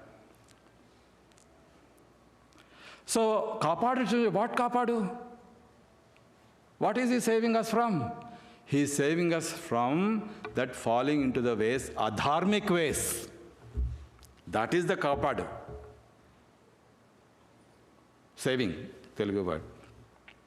And then he says, Sanmargamunu vidi cheriyinchu varala patti kapadute vratamunaku. He says, I've taken a vow. And he repeats that, I've said it already, that those who deviate from the path of dharma, Sanmargamunu vidi cheriyinchu, temptations are numerous. We don't need to search for them. They're all over, right in our hands. So, Sanmargamunu vidi cheriyinchu varala patti kapadute. He says, I want to catch them. If somebody is trying to get into these wrongful ways, I want to catch them and bring them back to their rightful path. And what is that? That is his vow. Declaration. Is this not a declaration? He is declaring. Declaration does not mean only the fact that his avatar is, that's not the only declaration. He made many declarations. So these are some, which are extremely important. So when we talk about Avatar Declaration Day, he declared that he is an avatar, of course. He also declared what he will do as an avatar. He also declared what is the mission that he is going to do. And he also declared what is our mission in his organization and as his devotees. That too is important. It is coming. I hope I'm making some sense. So you see, he says that in 1940-something to his brother in the letter in writing. So the letter is available to us today, that's what he stands for. And if you think that's it, in numerous discourses he has said, "A Ramachandrude, A Ramachandrude," that Lord Rama, A Ramachandrude, A Ramachandrude. That Lord Rama had to be very busy, you see. Lord Rama was very busy throughout his life. I don't think he had any fun time, at least in the first part of his life. Because he had to go through the entire Dandaka forest and kill numerous demons. Killing Ravana was just one of the many things that Lord Rama did. He killed thousands and thousands of demons in Dandaka forest. Ravana happens to be one big one, okay. And then he visited the sages and saints in Dandaka forest, numerous them. He went to Bharadwaja, he went to Agastya, he went to name a sage, he went there, Lord Rama. So Lord Rama was very busy, and not to speak of the war, etc. So now he says, Sathya Sai doesn't have to kill anybody. So he says Aram. Aram is relax. So Ramachandrude, Ramachandrude, this person, this avatar is Aram. He doesn't have to kill anybody. Tana Bantulanu, he came to gather together his Bantus. Bantus are all those people who helped Lord Rama in his avatar. So he said, they all helped me, now I have come to gather them and just have some fun. Swami's declaration, is this not his saying that he is the same principle of Lord Rama that came? So declaration that he is an avatar, he unequivocally declared that he is an avatar of God, actually. Not once, not twice. Throughout, in numerous ways. These are verbal declarations I am talking about. Right? Ananda Balude, Ananda Baludai. He says that Nanda Bala, the child who was there in Nanda, as the son of Nanda in Vrindavanam, has now become a blissful avatar here in front of you. Swami, who has not heard Swami say, always be happy? Swami always exhorted his devotees to be happy, because a spiritual person is a happy person. If Swami would tell us, Girish and others would have heard, Sathya, that, if somebody sits there in the veranda with a grim face and with eyes, half eyes inside and like that, I can't even put that face, right? And thinking that, oh, I'm meditating and I'm thinking about really highly, esoteric and spiritual things, with a very serious face. Swami will say, why such a long face? If you're a spiritual person, the joy should radiate from your face. That is Swami's way of spirituality. If a spiritual person is not happy, then who else can be happy? So this Ananda Balude, he says, I'm bliss personification. Unequivocal declaration. So he goes on many times. Numerous times he has declared like that throughout his life. Never once. But did he not go through physical hardships of various times throughout his life? The biggest one being 1963, during Guru Purnima day times, I think, he suffers a paralytic stroke. For 1 week, no darshan in Puttaparthi. You all know the story, right? And everybody is saying now Sai Baba's over. He lost all his powers, all kinds of things. And then, out of the blue, he cures himself and he declares, just in case you are wondering who I am, in that discourse, if you read that discourse, he tells that actually sage Bharadwaja went to Kailasa, you know the story, so I'll be quick about it, to have a darshan of Lord Shiva and Parvati, gets ignored for 3 days, and since you know the story, I will skip the details. So as a boon to sage Bharadwaja, Lord Shiva and Mother Parvati tell him, we will bless your lineage, we will both be born in your lineage. And he says that he himself is therefore the Siva Shakti Swarupam, a combination of Lord Shiva and Shakti, declaration of who he is. Unequivocal terms, not once, not twice, throughout his life, he declared and he conducted. These are public declarations. In private, there are countless number of declarations like that. Outside, he will ask, where are you from? What is your name? And you, in the beginning, nowadays nobody does. They will wonder, oh, I came here thinking that Baba knows everything and Baba is asking me where I am from. You go inside the interview room and then you will see what Baba is. Those who had the privilege to see Swami in the interview room, he will reel out your entire life story before you open your mouth. He will tell you the things that nobody other than you knows, you know. So, declaration, does he need to say that he is the indweller of every person? Antaryami. He calls you for an interview, you don't open your mouth, he simply starts telling you, that day when you went there, you felt like this, I was there, I took care of you. Talk to the devotees who are sitting here, everybody has a story to tell you of what Baba did to them. And how that is a revelation of that he is God. So declaration, he did it in public, in speeches, with the kind of poems that I mentioned, and he did it one-on-one to people, thousands and thousands of people. A big group of Italian devotees will go inside the interview room with no translator, and we will be sitting, people like me, silly fellows, sitting in the veranda, thinking that what is Swami going to talk to these Italian devotees? He doesn't know Italian and these fellows don't know English. Every 2 minutes, there will be big laughter from inside the interview room. We used to sit there and wonder, what is Swami talking to them? And in which language is he talking to them? I don't know. Some devoted people like Girish, etc., may not have thought these things, but I have for sure thought. I can tell you. No language barrier, nothing. And that is a declaration too. He doesn't need to again tell separately, look, I know everything.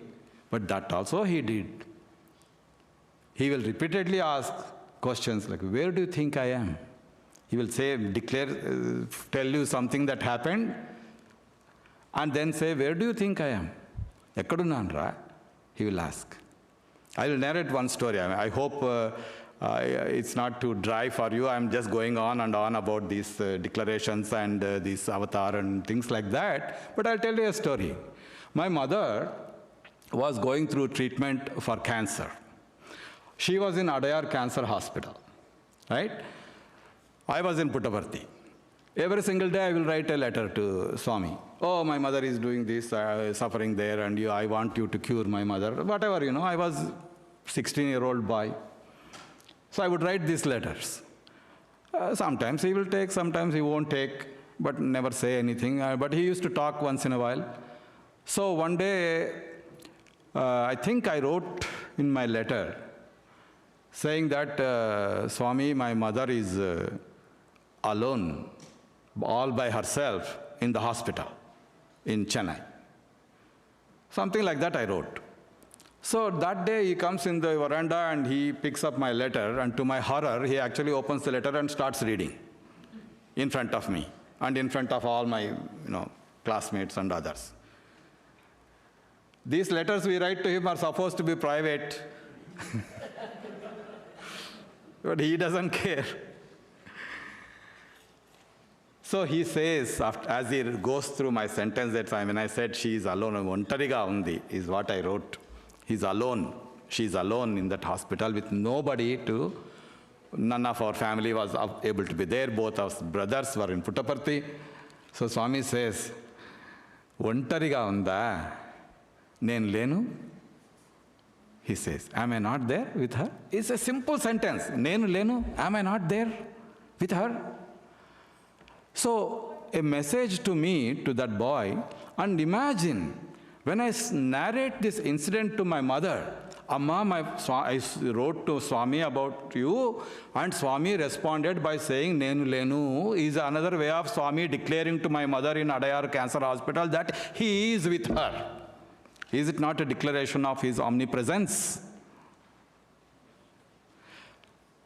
I am just one of the thousands and thousands of people to whom Swami has said such things and have done things like that. I know that.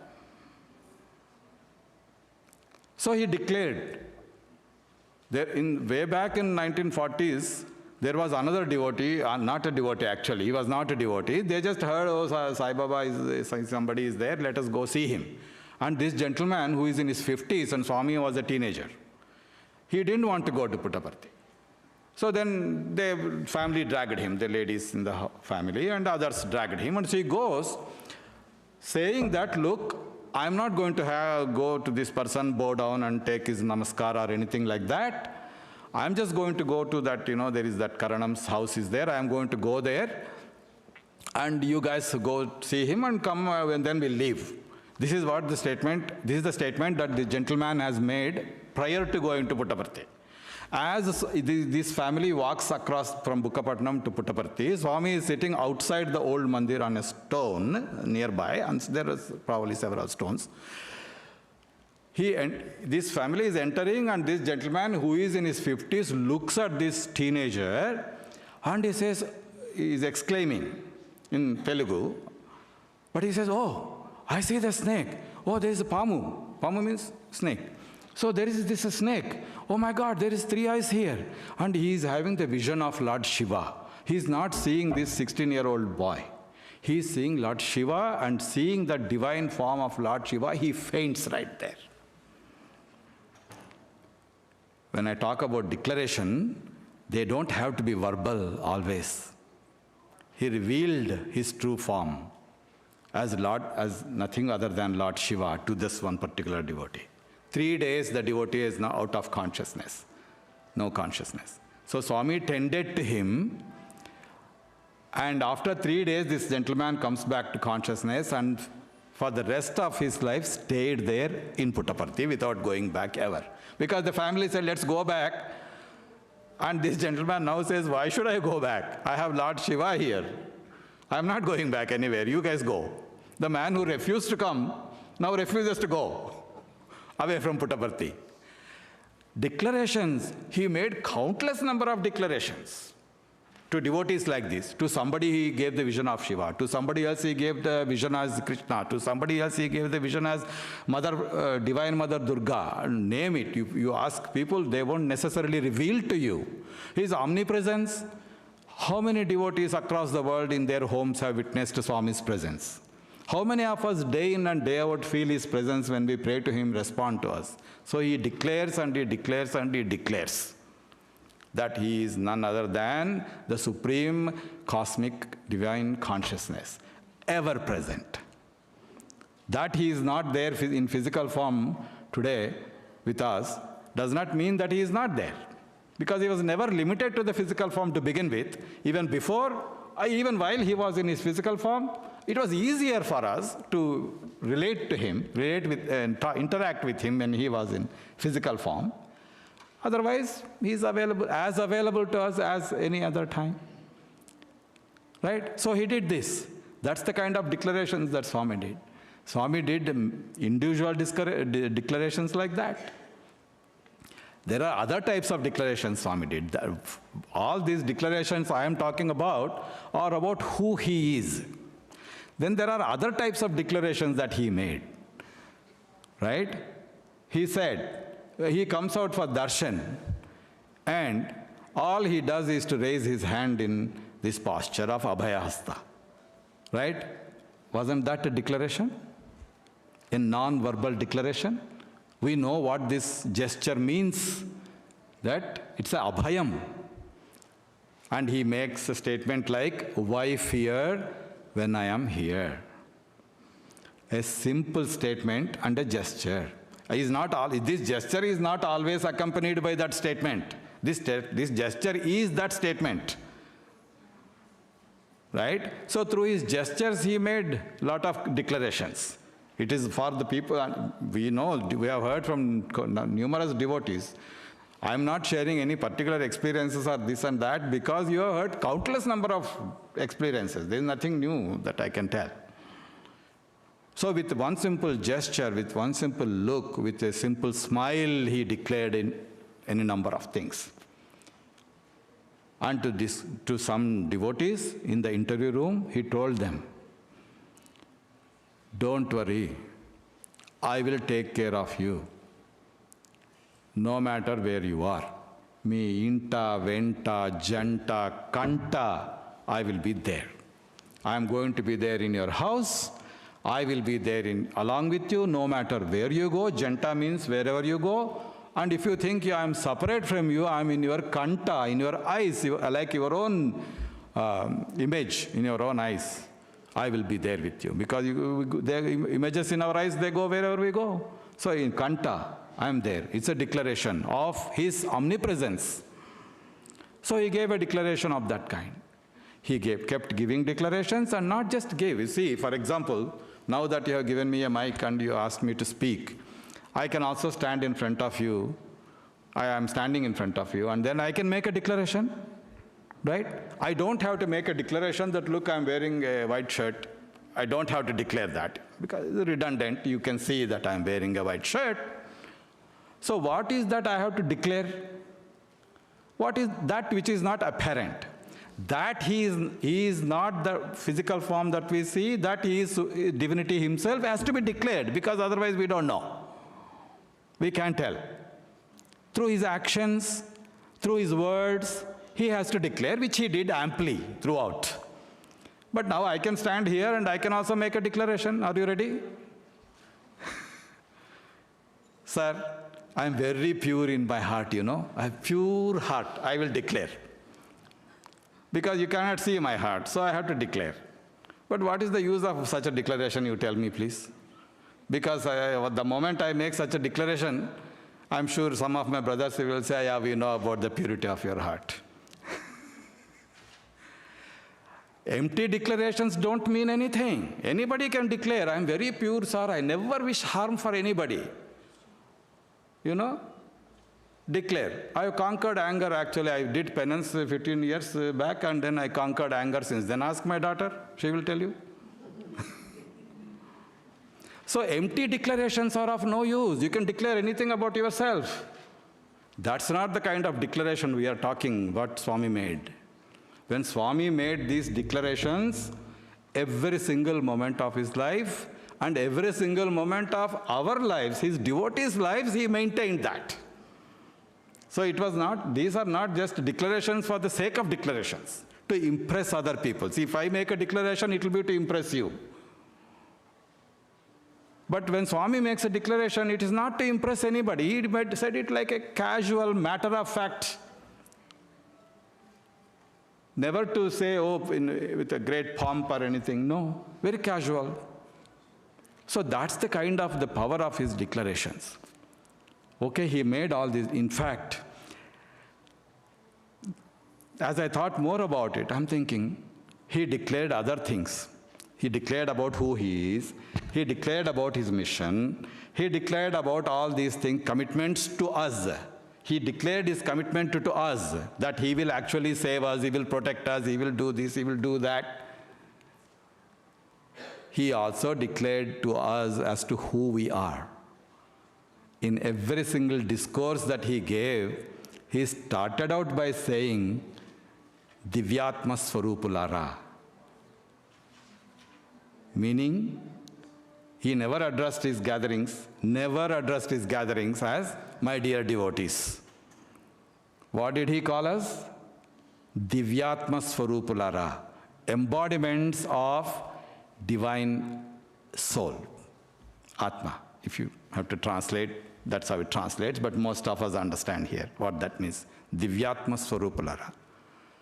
I am sitting there and listening to in Purnachandra Auditorium to hundreds of such discourses, never once reminding myself that I am supposed to be an embodiment of divine soul. I am thinking I am Bhaskar and that I am this, I am that, I am the professor, I am this, all kinds of things, except telling myself that I am the divine soul. But he kept on declaring to me about who I am. He said, Prema Swarupulara, embodiments of love. If I truly understand that, this is an avatar making a statement to thousands of his devotees sitting in front of them and telling each one of them, Prema Swarupulara, and if I truly believe that, should I at least not try to cultivate some selfless love in me? So his declarations have a purpose. They are reminders to us to transform our lives, to at least try. Right? I don't have to declare my heart is pure. If I just try to cultivate that kind of selfless love that Swami wants us to cultivate, a general, constant feeling of love towards anybody, with no ill will towards anybody. Prema Swarupulara. You see, prema is not an imposition. This divine love that he talks about is not an imposition. The second word of that prema is Swarupulara. It's your form. Love is my form, is what he sang. And he told us that you are also Prema Swarupa. Then that means I should at least try. If I love my daughter, if I love my son-in-law or my family, that is nothing special. If I don't do it, of course it's bad. I should do that, definitely. But I should not, at least Swami said, that's my true nature. If that is my true nature, whoever comes into contact with me, whoever interacts with me, what should be evident without my declaring it, me declaring it, is that, oh, this fellow is so full of love. I speak with him and I can feel the love that he has for me. I am nobody to him. That's when I am Prema Swarupa. So he is exhorting us by declaring those things that you are embodiments of divine love, you are embodiments of divine soul. He declared and declared and declared all through his life. So this is the message when we say we want to celebrate Avatar Declaration Day. It's not only a day that he declared himself to be an avatar of God or is a divine. It's also a day that such an avatar, when he says something about me, then that's also a message for me to live up to that message. In this day and time, Lord Krishna did not have an organization, Sri Krishna organization, Sri Bhagavan Krishna organization or something like that. But in this day and time of Kali age, we have the privilege to form and gather together as a group, all of who have this connection with him, independent of where we are from. Are you an American? Are you an Indian? Are you Malayali? Are you Gujarati? Are you Telugu? Are you Tamil? They are so small when you talk about an avatar. You want to introduce yourself to avatar as Swami, I am a Telugu person? Is that how you want to introduce yourself? Or a Tamil person? No. How do we want to introduce ourselves to him? Of course, we don't have to introduce ourselves to him. But if we want to feel that affinity, all we have to be saying is that I am Swami, I am your devotee. We would like to be our devotee. So we would like to declare that, are you a Sai Baba devotee? And then now I want to declare that I am a Sai Baba devotee, then I better be careful. Because I am not talking about an ordinary person. We have said all this while for the past, how much time? Are we done? So, all this while we are talking about what phenomenon are we talking about? In case you think, in these days of Kali age and all that, is it really possible that there are avatars and this and that? We now know that yes, there can be countless number of avatars. Can there be 2 avatars at the same time? Yes, we know that Parashurama was there and Lord Rama was there. So if there can be 2, there can be many. Right? So, but we don't care whether there is somebody else or not. We have one that is good enough for us. If somebody else claims, there is some other, okay, fine, thank you very much. Our one lifetime is not enough to imbibe and practice and live up to the ideals and the messages that he has given us. That is enough to sanctify our lives, right? If there is somebody else, okay, fine. We have no quarrel with that. So you see, there are no contradictions here. We have a connection with him. That's all I would say. We have a relation with him because he, in ways that we can, more ways than we can explain, he has influenced our lives. He has made a difference in our lives. We can only be grateful to him for doing that. We can only continuously be aware of that presence in our lives. That is the only thing that we can do. So as a mark of gratitude for all that he has done to us, we become part of an organization. That's why we become part of an organization. Otherwise, of course, we can all sit in our homes and pray, sing bhajans. And there are, at least I've heard in the past from some of them saying, no, I can do study circle on my own at home. Okay, but is that the thing? No, when we come to a Sai center and you participate in a study circle talking about a spiritual topic or a message that Bhagavan has given, you get different perspectives of how each person has received. We may or may not necessarily agree with every perspective. Agree meaning it is not necessarily in my experience. It's not about you and me agreeing on something.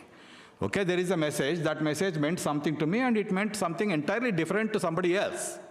Okay, that simply speaks about the multifaceted aspects of this message. It does not mean that my message is correct or your message is wrong. No. Because each one comes to these messages, the way they receive it is from their own experience. So coming to a Sai Center is an opportunity for us to learn.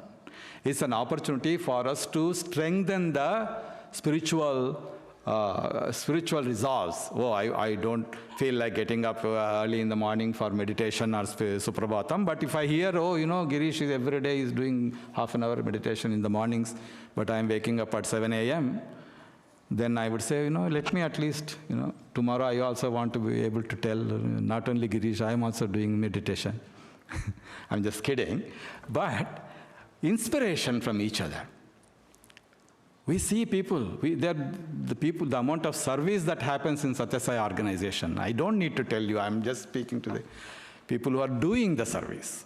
So it is an inspiration to be part. It's a privilege to be part, and it's an opportunity to serve, and it's an opportunity to express our gratitude, putting aside all the differences that may be there. Differences there will be.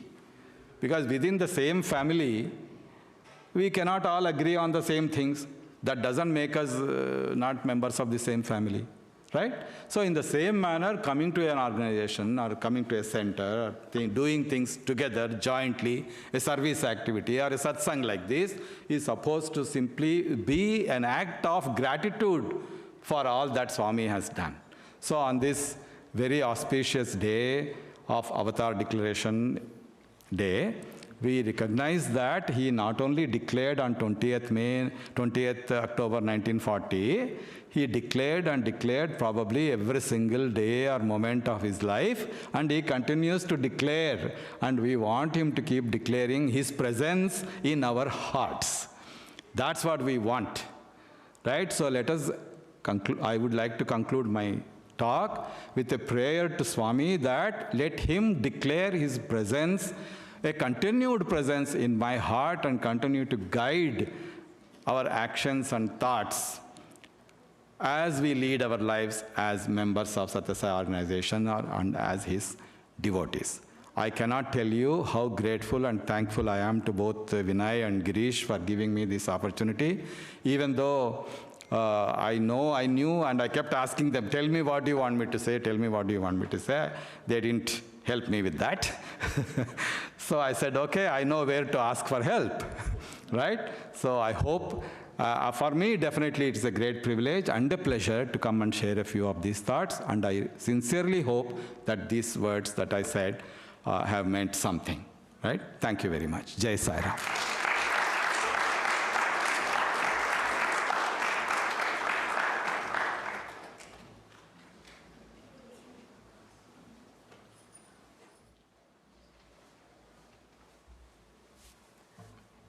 We sincerely thank, as part of all the 3 Sai centers in North Carolina, Brother Gyan Bhaskar for this wonderful talk.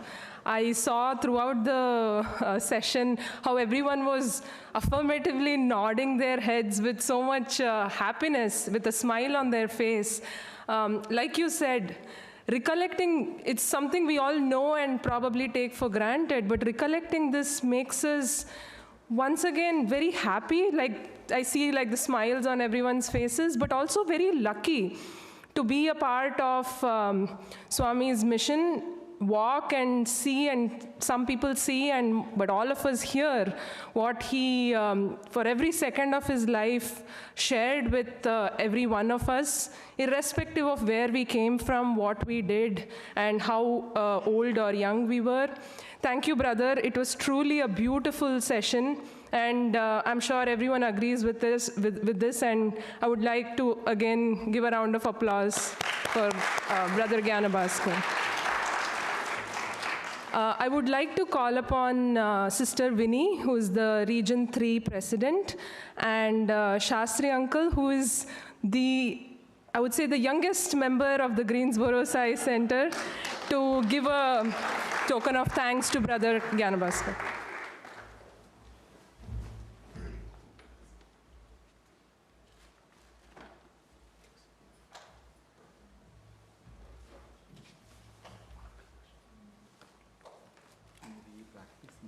As a token of our gratitude to you.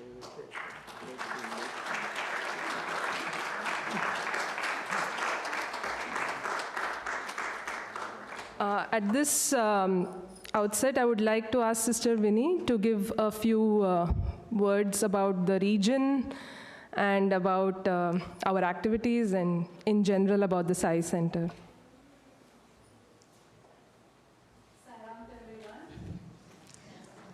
My humble pranams at Swami's lotus feet. What a beautiful talk we have just had. I was preparing also to give a vote of thanks, I'm sorry. But I would request Swami to bestow on this region another visit on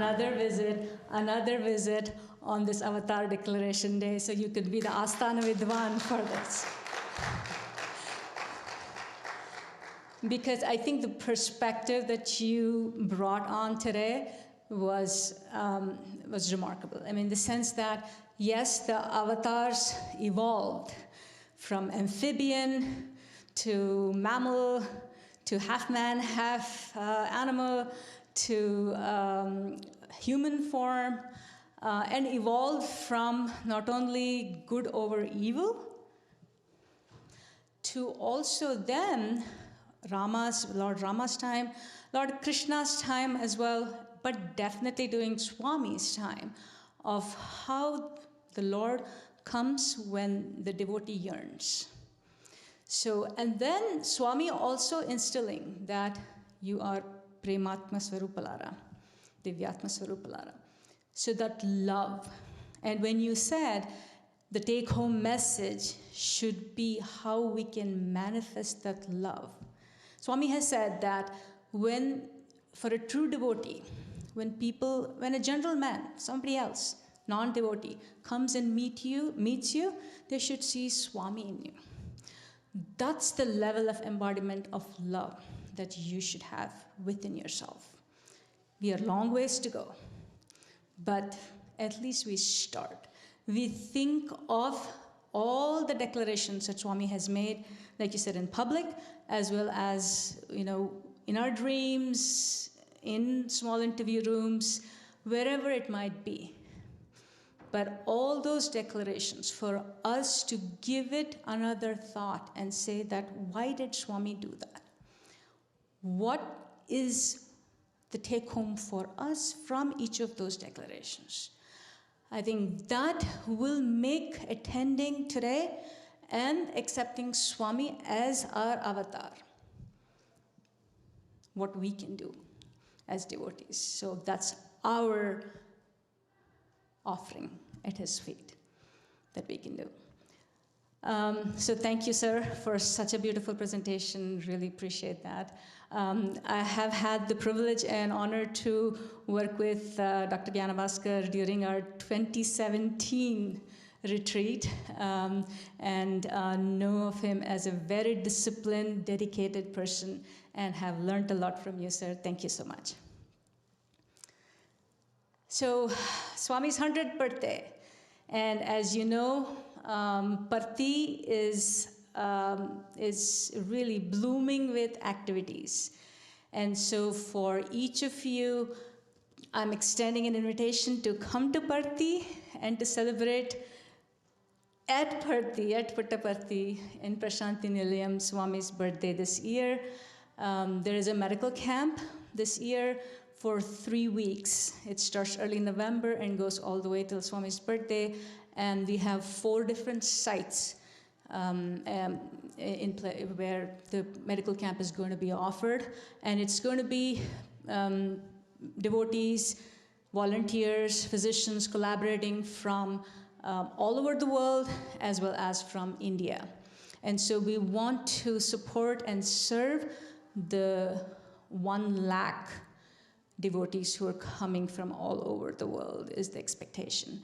So there is an Annadhanam service as well there, and also a conference for officers on the 20th and the 21st, and Parthi is also inviting all future officers as well. So please consider yourself to offer your services, not a marketing gimmick, but still to receive Swami's blessings. Please come and see what Swami's love has brought and culminated in Puttaparthi. Region 3 activities, we are honoring each center and group to do their own sadhanas. And as you saw, one of the centers, Raleigh Sai Center, present what sadhanas, and I'm sure Greensboro is doing tons of sadhanas to offer individual, family, and center-based offerings at Swami's Lotus Feet on his birthday. We want to put all that together. Brother Srijit, our media coordinator, regional media coordinator, is putting together a book, which we hope that Swami will accept, of all the sadhanas that devotees from Region 3 have offered. And so please send in individuals as well as center-based sadhanas. He's already, I think, at the last stages of collecting this information, but we are putting that together. And also we are have also taken up the Premataru project, which is planting of trees, 1 million trees that Parthi has the vision for Swami's birthday. So fall is the second time that you can plant trees. So please think of planting trees not only in your backyard, but also connecting with local counties to see if they would like trees planted along the roadways, in public parks. And so that's, again, our offering to make this earth greener and protect it as well, right? For our future, for our children's future. But again, a manifestation of extending Swami's love, being his, I won't say instruments because that's not what we are. He chooses to use us in his mission. So please also contribute to that project. Start thinking about organizing it through your centers and through your little groups as well. That's all I had to say. Thank you, Brother Girish and Brother Vinay, for inviting me today. As you say, I probably learned the most from you, sir. Thank you. Sai Ram.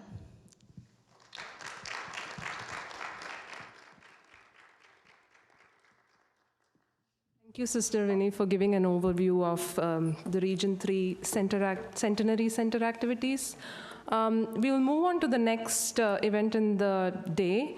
I would like to invite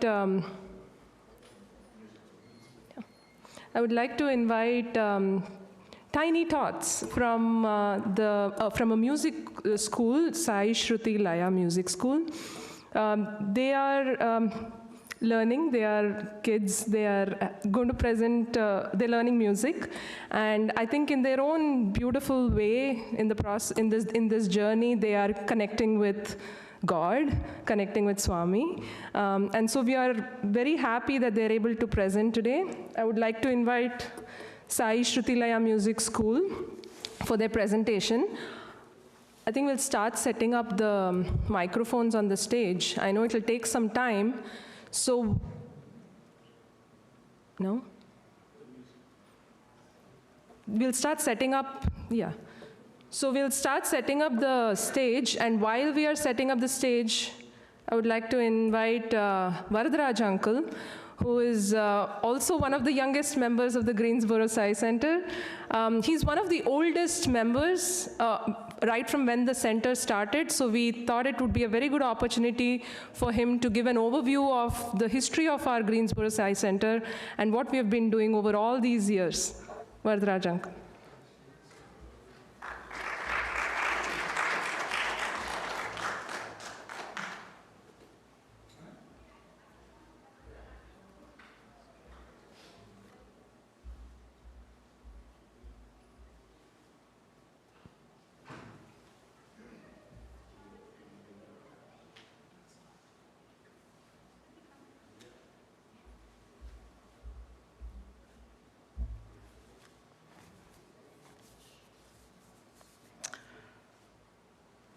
Sai Ram, my humble pranam to lotus feet of beloved Swami.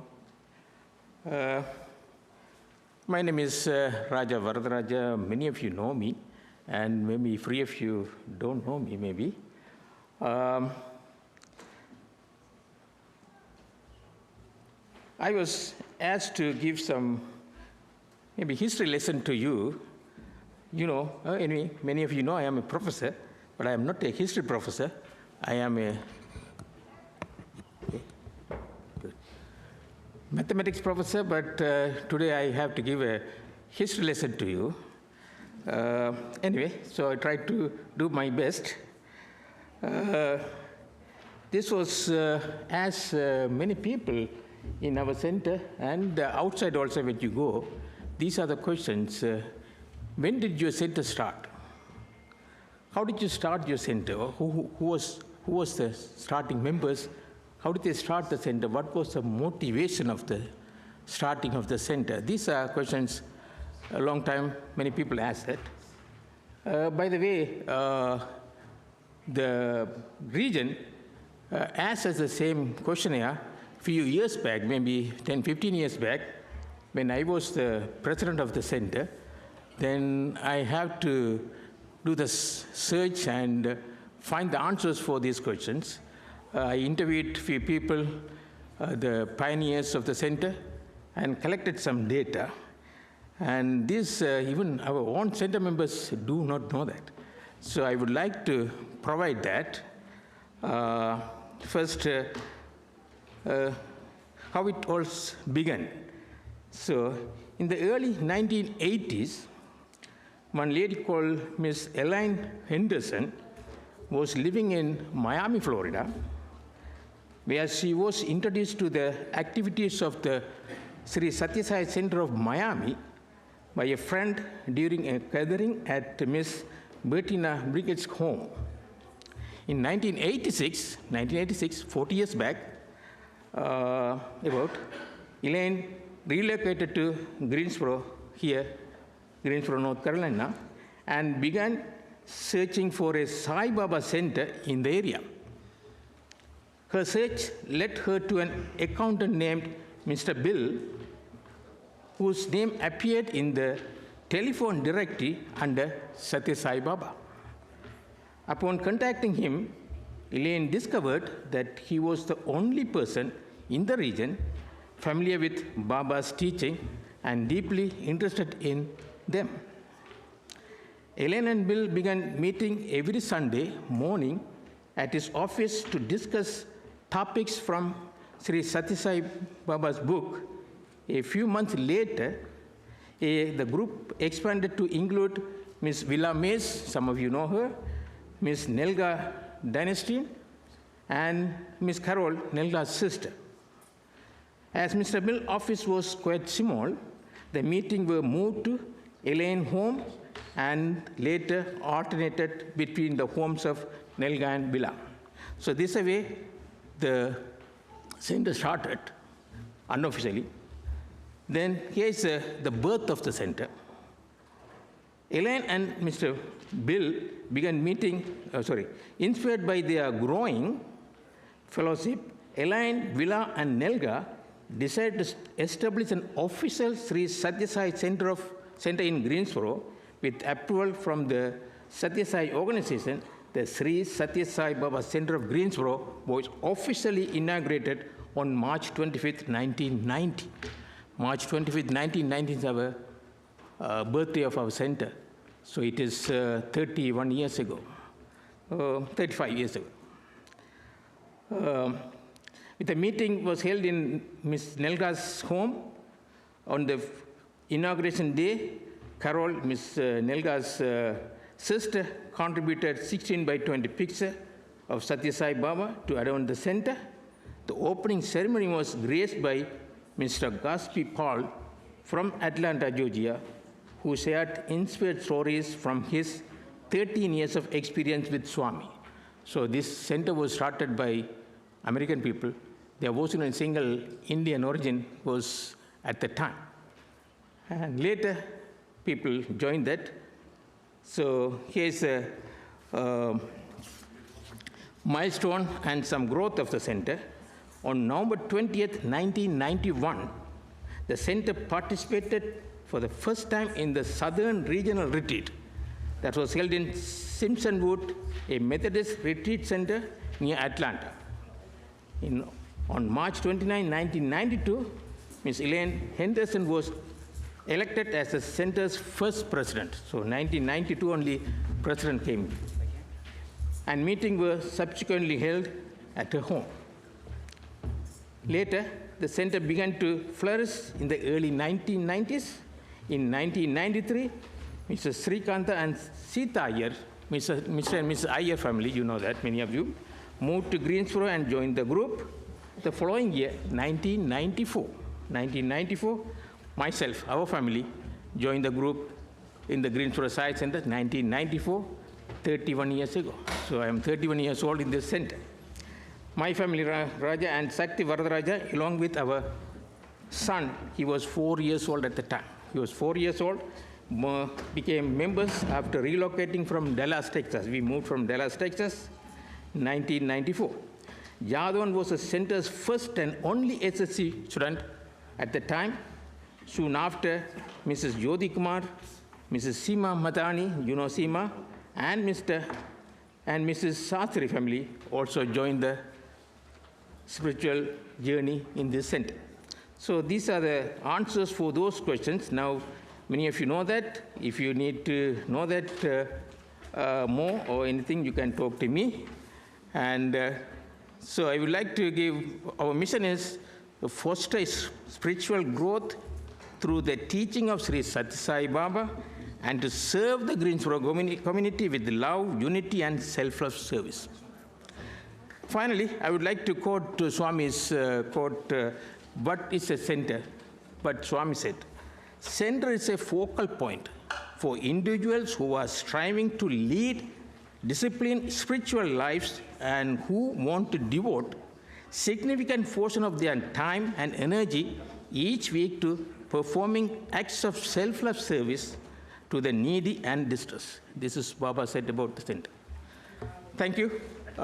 Thank you for coming, and please continue to enjoy the event. But if you have any question, anything still, I can, whatever I know, I can share with you.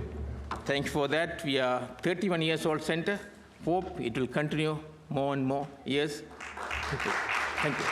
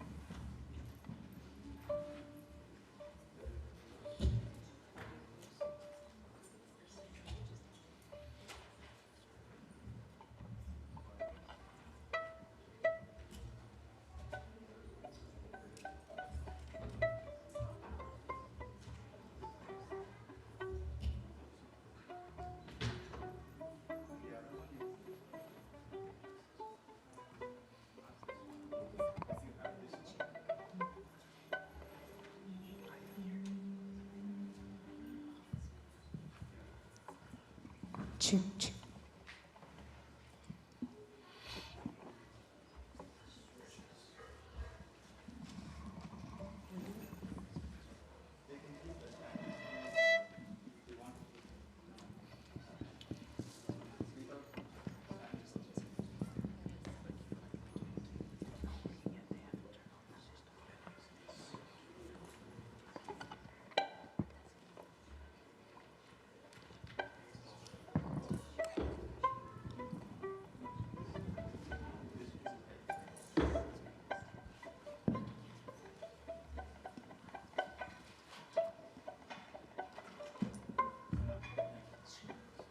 Sir, let's do like a mic check. Sir, G.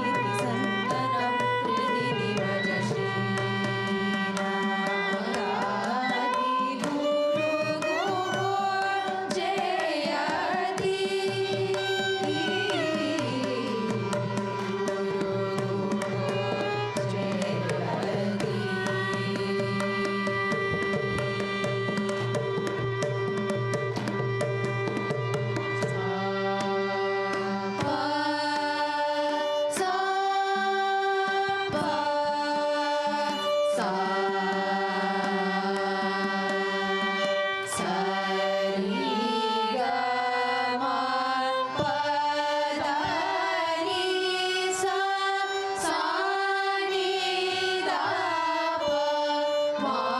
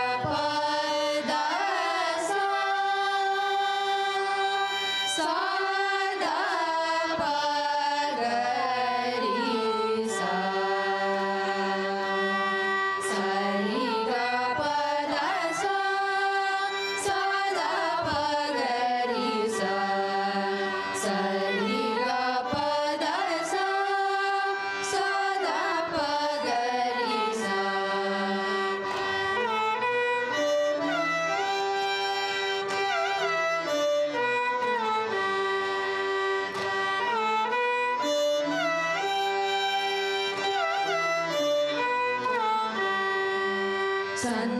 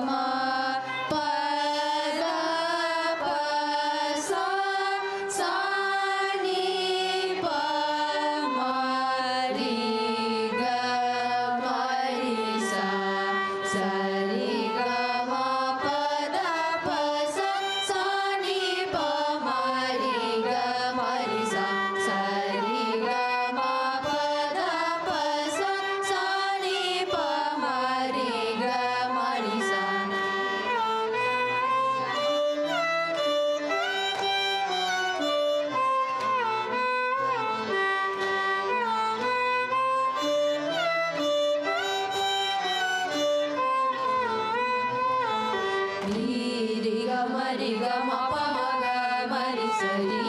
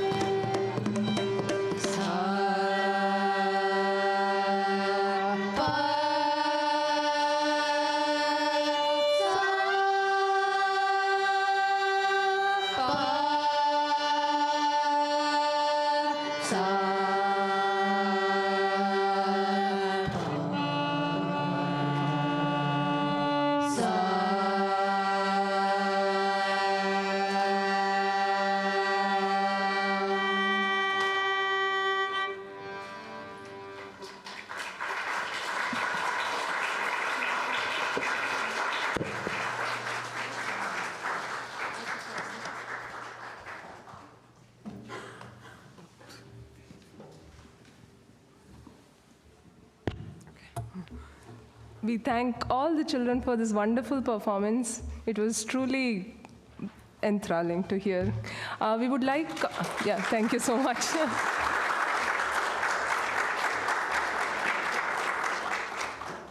We would like you to, we also would like to thank Brother Narayan for accompanying on the Mridangam.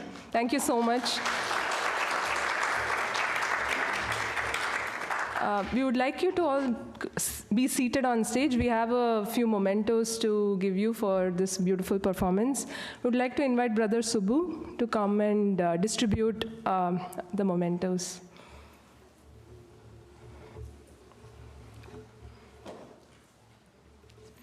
No, that's fine. It's lunchtime because we're going to move it again. So it's fine.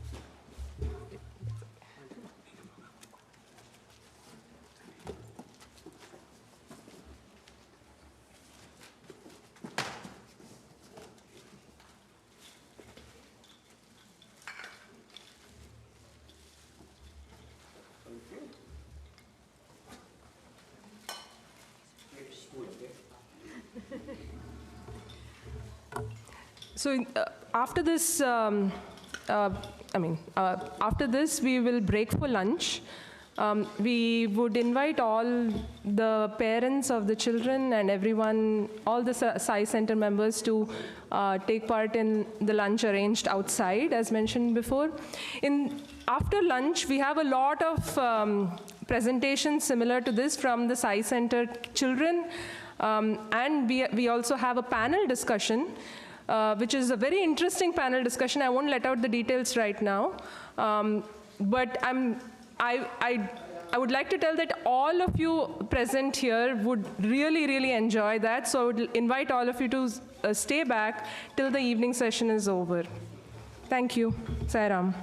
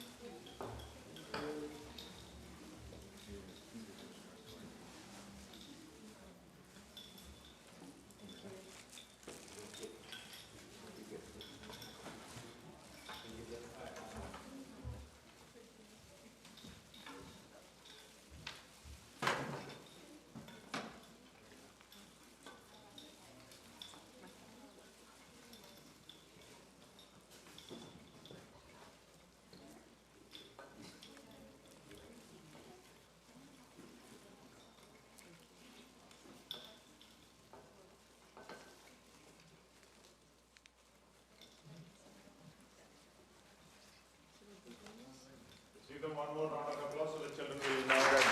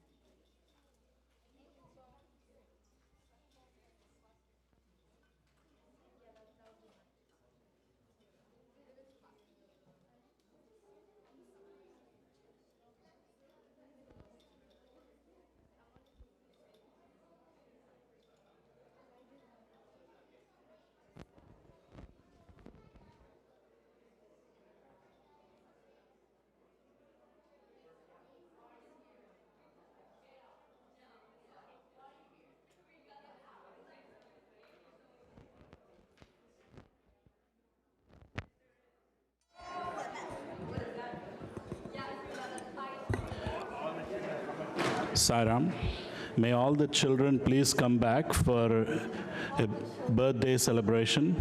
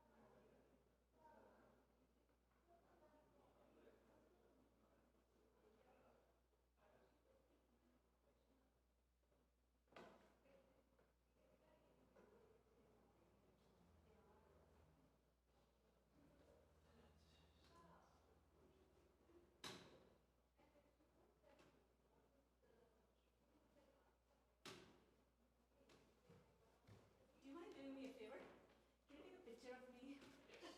Nobody's here. Yay! Perfect 10. Yes.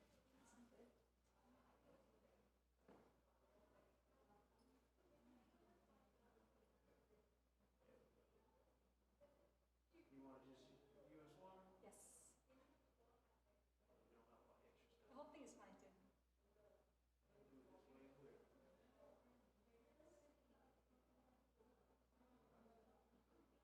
Ready?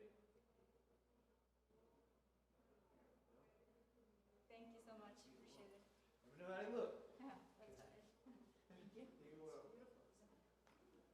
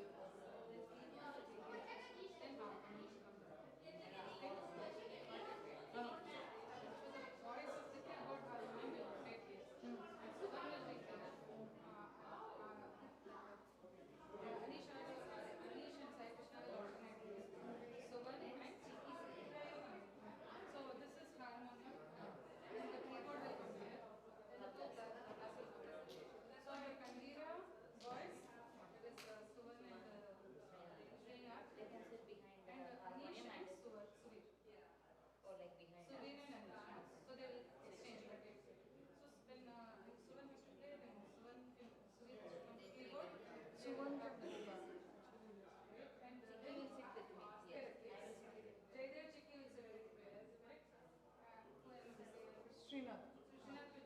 Yes. No, boys are only that much. Next, on this side, who is the first person? Sohini. Sohini. Shukti. Sikhi. After Sikhi. is not here. Sikhi का तीन वैसे शुक्ति Sikhi das. They came. Shukti next is Sikhi. Sadhana. Mahita. Yeah. Straight. Where is the starting mics going to be and how many people are there? That's it. All standing mics will be on that side. 3 mics. 1, 2, 3. 4. And how many people are on the starting mics? 3 kids. One mic. Yeah, 1 mic per instrument actually. 3 instruments. And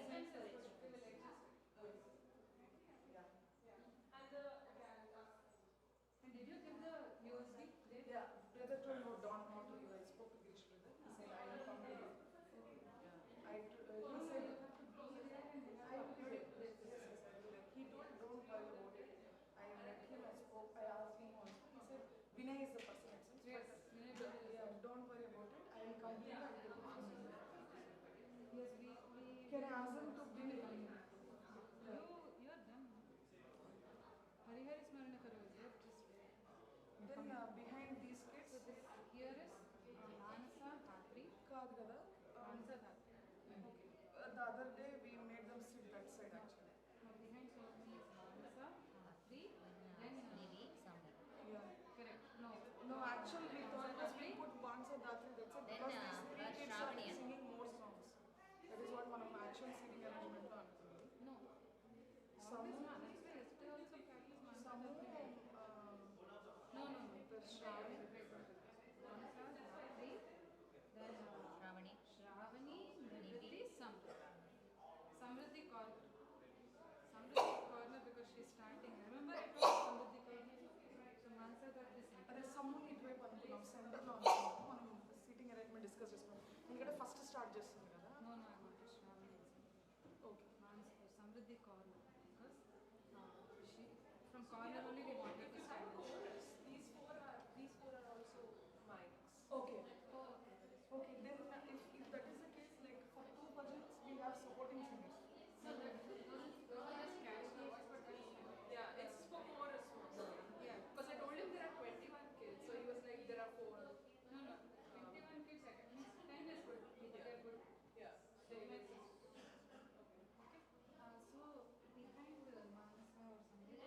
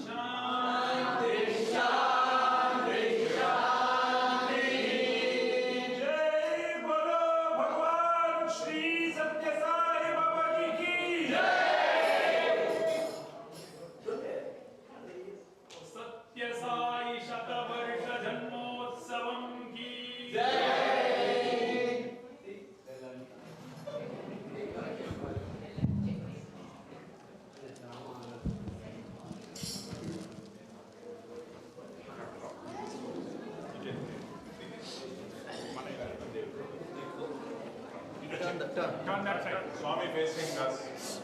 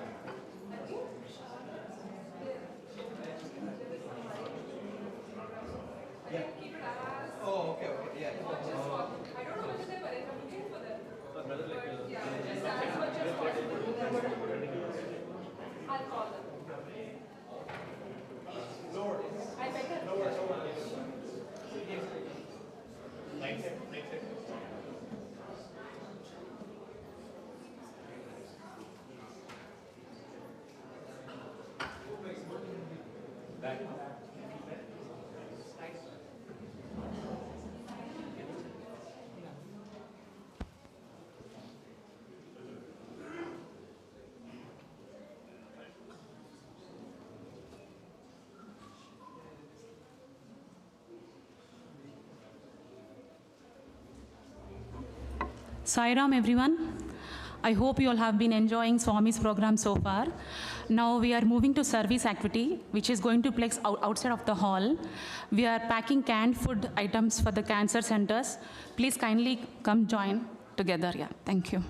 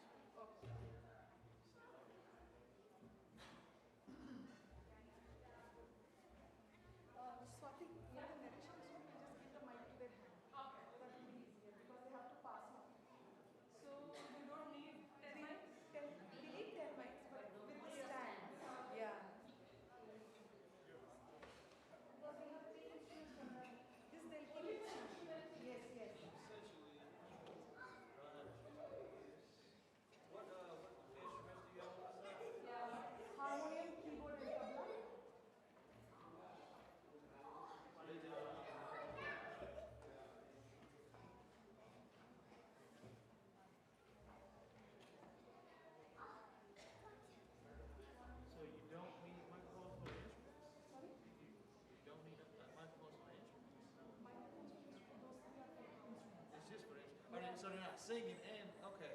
The others, they're going to just hold like this. Okay, So okay. because they'll be passing in here with stand, it will be quite difficult. Okay, I thought, that's why I was getting confused. I thought that they needed to play and sing. No, no, no, no. These three are for the instruments.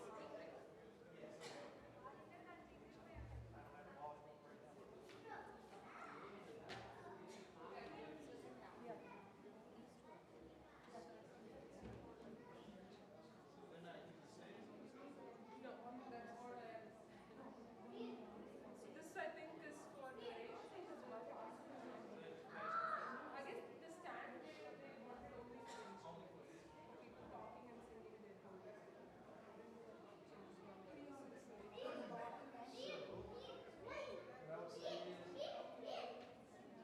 Maybe just like, is everybody in this team? Sorry? No, I'm sorry, I was wondering, are all of the kids on this side going to be speaking? Yes, yes, yes, because we have two singing, two narration. So soon after the narration, we have to sing. So one person will be speaking, they'll be ready with 2 mics. As soon as they're done, they will start singing. The reason I asked is, it's going to be hard to tell when you start. No, no, they won't do that much. Okay. Actually, they're placed in such a way that it comes one after the other. Okay. The seating arrangement is placed in such a way that it goes in order. Okay. That way I can know which microphone to which for. Yeah. No, no, I'll be right next to you actually. Okay. I can help you. That'll work. Yeah. During the presentation, I'll be right next to you. Okay, yeah, because I mean, that's why I got the color code so I can tell, but at the same time, just making sure what's going on.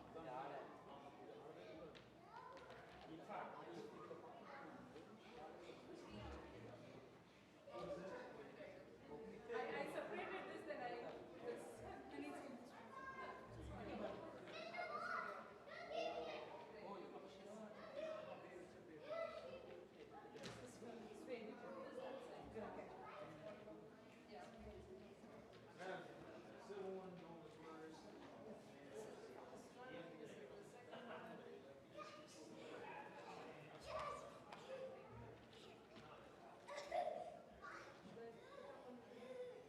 I think it is good actually. You don't want it to go down.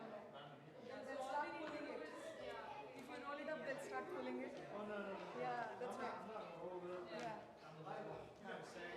Yeah. Yeah.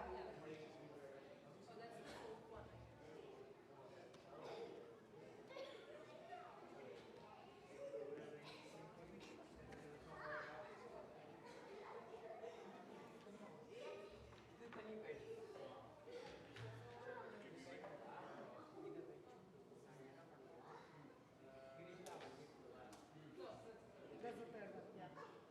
This is the last one actually. This is the fourth one. Oh, okay. It's not according to this.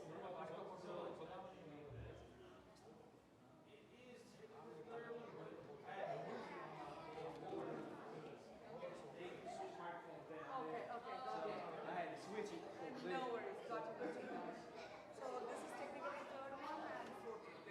Got it. So do you want to place it somewhere specific or just No, this should be good. We'll have teachers who will be helping you out. I'll tell you.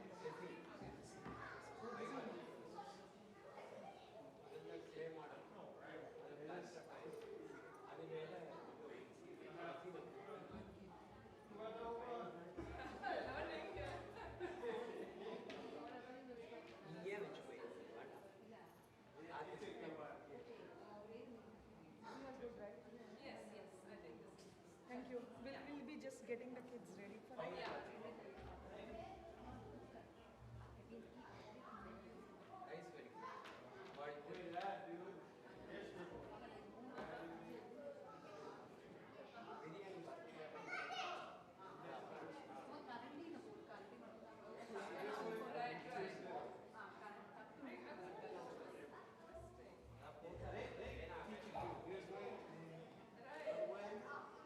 There are two.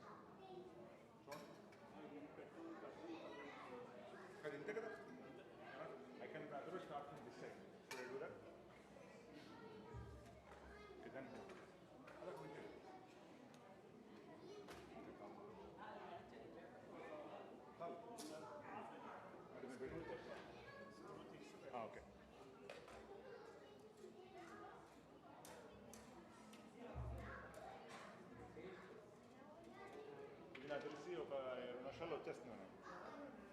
2 boxes. I'll go get off. నేను లేకపోతే చూసుకోండి. Next programme ఏంటి? Charlotte వాళ్ళ update. Charlotte వాళ్ళ update. అంటే phone కాదు, మీరు మధ్యలో బాగానే పెట్టారు. ఇది 2 పక్కల అది పెట్టిన ఫస్ట్ ప్రోగ్రామ్ చేసేది మీరు.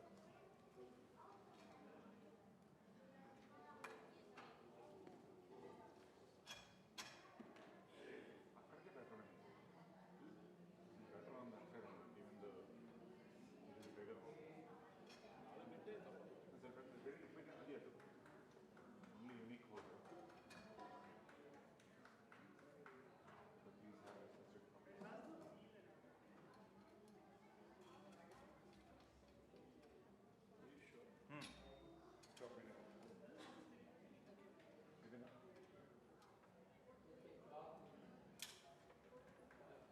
ఇప్పుడు దీంతో వచ్చేసి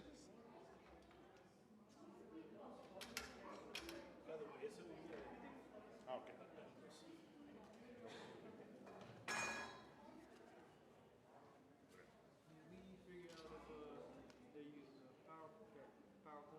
వదిలేండి నేను చూసుకుంటాను.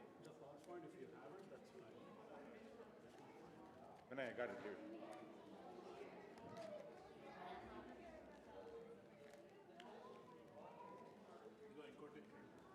అవసరమా? పర్లేదు.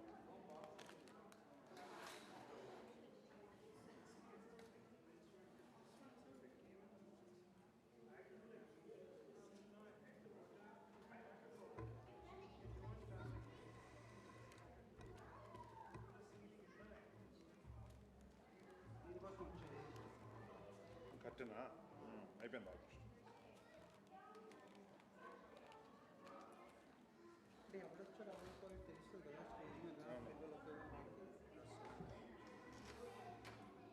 అన్నీ ఉంటుంది కదా. ఈ పేడ అటు ఉంది పెట్టారు అంతే. లేపండి 5 వదిలేండి మధ్యలో ఎడిటింగ్ కొంచెం చేస్తారా సార్? మీరు ప్రస్తుతానికి వదిలేండి. ఫస్ట్ స్టెప్ అయిపోయిందా? ఇప్పుడు లేపండి 5. ఇప్పుడు 5 లేపండి. ఇంకొంచెం బాకీ అందులో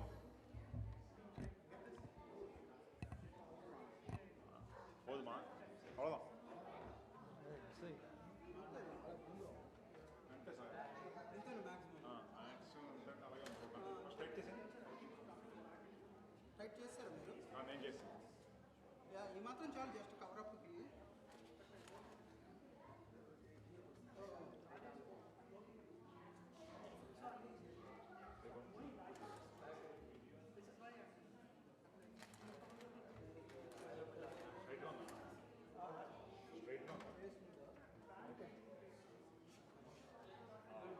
ఇప్పుడే టైట్ చేయండి. ఇప్పుడే కరెక్ట్.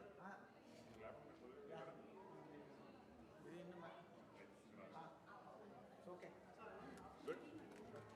ఫ్రెండ్స్గా ఉంటాయి.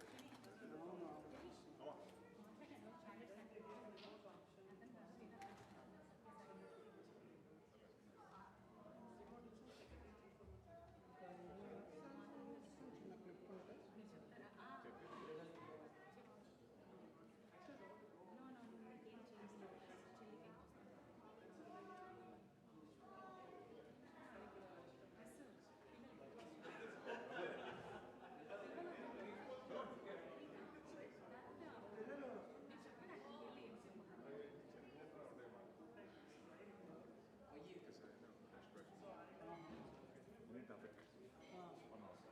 Unlimited recharge.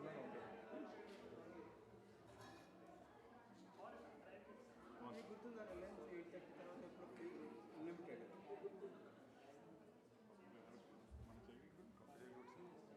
అన్నీ చూసాం కదా బాగా. మీరు ఈసీడీ చూసారు సినిమా ప్లస్ క్యాసెట్లో మాకు ఫ్లాపీ తెలుసు కదండి. 3D అలాగే తెలుసు మనకి. తెలియదు కదా.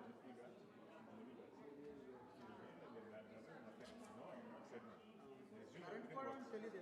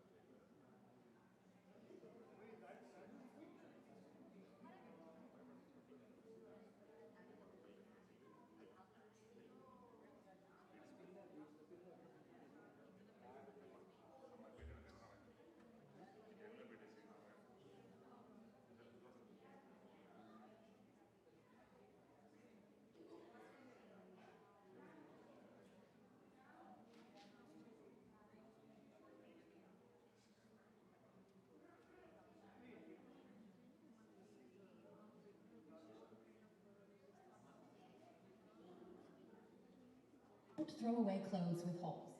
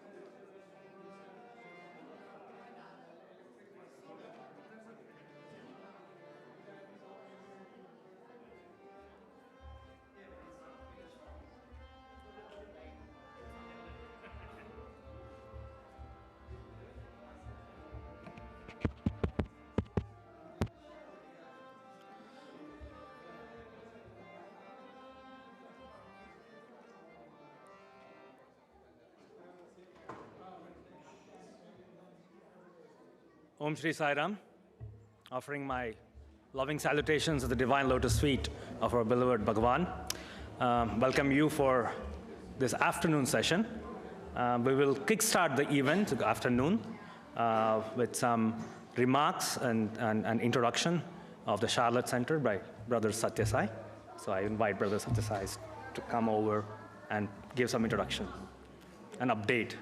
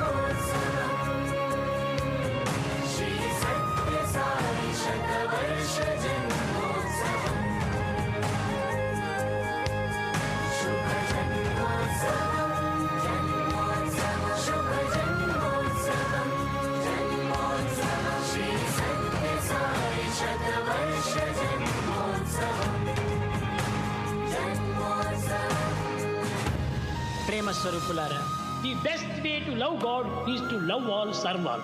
మనం అందరినీ ప్రేమించాలి, అందరినీ సేవించాలి. మనం సేవించడం కోసమని పుట్టాము. ఈ సర్వీసులో మనం ప్రయాణమైనప్పుడే మానవత్వం అనేటువంటిది సార్థకమవుతుంది.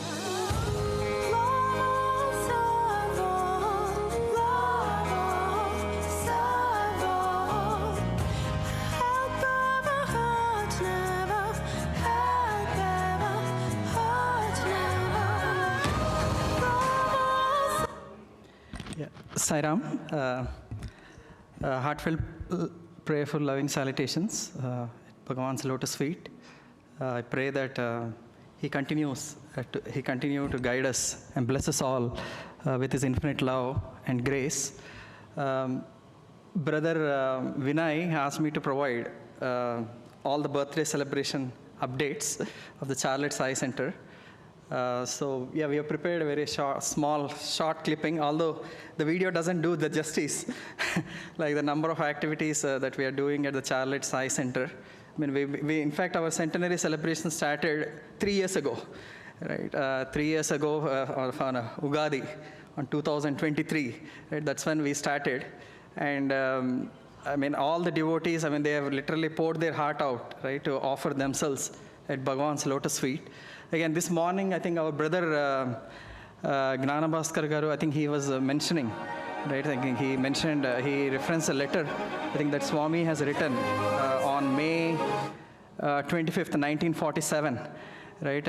When his brother was his brother wanted to see Swami as like some government officer, right? Like IAS, like it's something like that. I mean, he was kind of envisioning, right? But like when all the people around him trying to congregate and calling him Swamiji, and Swami, I mean, left his education in his fourth grade, right? So he was, as a brother, as a loving brother, I think he was concerned, right? I mean, that's when Swami has written this letter, I think, which brother has mentioned, right? Which is, again, the whole purpose of his organization, right? Akila manavulaku anandamunu gurchi rakshinchu chundike deeksha naku, right? I mean, that's what Swami says, right? I have this firm resolve that I would like to, I mean, that Swami would like to grant the eternal bliss, I mean, not just to few people, right? To all the humanity, right? And the second statement is Sanmargamunu Vidi Chariyanchu Varini Chepatti Kapatute Vratam Naku, right? In fact, Kasturi Garu, he critically, I mean, Kasturi Garu, I'm sure many of you all know, right? He's the biographer, he's the blessed, I mean, Swami's instrument. I think he was the one who has translated, I mean, all the Swami's Vahinis, I think many discourses, right? Even the Sanatana Sarati, I think he pretty much run that single-handedly, right, until 1980, mid-1980s, right? So once he asked Swami, why, I mean, when you mentioned this poem, right, why did you say, Patti Kapadute Vratam Naku, right? I mean, persons, if they are deviating from their righteous path, I mean, you can just tell, right? But why you should hold their hand and then take them in the right path, right? I mean, you can as well mention, I mean, why did you use that patti, right? I mean, these are all internal conversations, right? I mean, with the Kasturi Garu had with Swami. And Swami, remarkably, I think he mentions that, see, a person who is blind, like, can he cross his road by himself, right? He cannot, right? I mean, someone has to hold his hand and take him across, right? Similarly, all the humanity, right? I mean, like all the people, they are blinded by the ignorance. So I have to, I mean, his 1,000 mothers' love, right? So he will catch hold of each and everyone's hand. But now the question is, which hand, right? What hand, right? So once Swami, usually when we, like when students or any function, I think, I'm sure many of you have seen, like we usually put this path, right, for Swami. I mean, to walk him, like a kind of a red carpet or a green carpet, so that Swami does not walk on stones or anything, right? So one student, although that path was put, Swami was not walking on that. He was walking to the side, right? So he wanted to know, like, I mean, he gently requested Swami, why don't you walk on the path, right? Then Swami asked why, right? Swami guchkuntai, right? I mean, the stones, they are going to pierce you. And yeah, we cannot bear that, right? Apparently it's Narayana Seva, right? There's a lot of people, right? Then Swami showed, what about all those legs? Those are legs also mine, right? That's what Swami says, right? So Sahasra Sirsha Purusha, Sahasraksha Sahasrapar. I mean, all the hands, all the feet of all this organization, right? I mean, when we went to Parthi, when we were totally overwhelmed by all the love. Again, everyone that we are meeting is nothing but Swami, I mean, in that form, who is showering that immense love. I mean, we are eternally grateful. So what, today maybe the slides, I will just quickly walk through the slides, maybe, brother, the first one, if you can, yeah. So yeah, I think this is our centenary theme, right? Wi-Fi, right? I mean, why do we need to go to a pilgrimage? Right? I mean, Swami says life itself is a pilgrimage, right? We are all pilgrims, right? The purpose of this organization, or the purpose of our life itself, when Swami has said, right? Again, the slides are not clearly displayed here, right? The day that you realize the Swami in our heart, right? I mean, that day is that avatarana, or his birthday. I mean, that's what Swami has said, right? So the Wi-Fi, again, Swami himself has said, I mean, living with God is true education, right? That is SSC. The living for God, right? Here, our Sai is true service, and living in Sai is the true devotion or the spirituality, right? I mean, this is what Swami has said. So we have initiated several activities, right? Again, the idea, the whole purpose of this whole thing is to experience his hands, right? His feet, I mean, his everything, right? In all these things, right? So if you go to next slide, brother. So on the devotional side, again, I have just mentioned few of them here, right? One is this Sri Sathya Sai Shatakoti Gayatri. I think this is the initiative that we have, our center AV team, the web media team, they have created a very wonderful web app. I think this was shared across the whole US, across within all centers. Again, more than 100 people, they're actively participating, and then they're logging in all the hours. So pretty soon, again, we are making some enhancements to that app so that it can be widely distributed to even in India and across other regions, right? I mean, already, I believe we crossed, it's close to 1.5 million almost, right? So, I mean, that's a significant, again, the idea is we have to collectively come together unitedly and offer something to Swami, right? So, I mean, that was the whole intent behind this. Of course, no one need not mention the power of Gayatri, I mean, the significance of Gayatri. We are also doing this 100 bhajans, like house bhajans. Like we have many devotees, we are already, I believe 78th bhajan is running, right? So we are already doing this, and this is the big one. I mean, last year, I'm sure some of you were part of this Maharudrabhishekam and Homam that we did, right? I mean, it was kind of nostalgic. So this time we are even amplifying it even further, right? Ramping up again. Swami has blessed Brother Shekhar Odulpalli, right? Who was very instrumental in performing 10 Atirudra Mahayagnams. He is going to be the guest of honor. So we are going to have 25th and 26th. The Sahasra Sai Ishwara Lingarchana, it has been done in Parthi.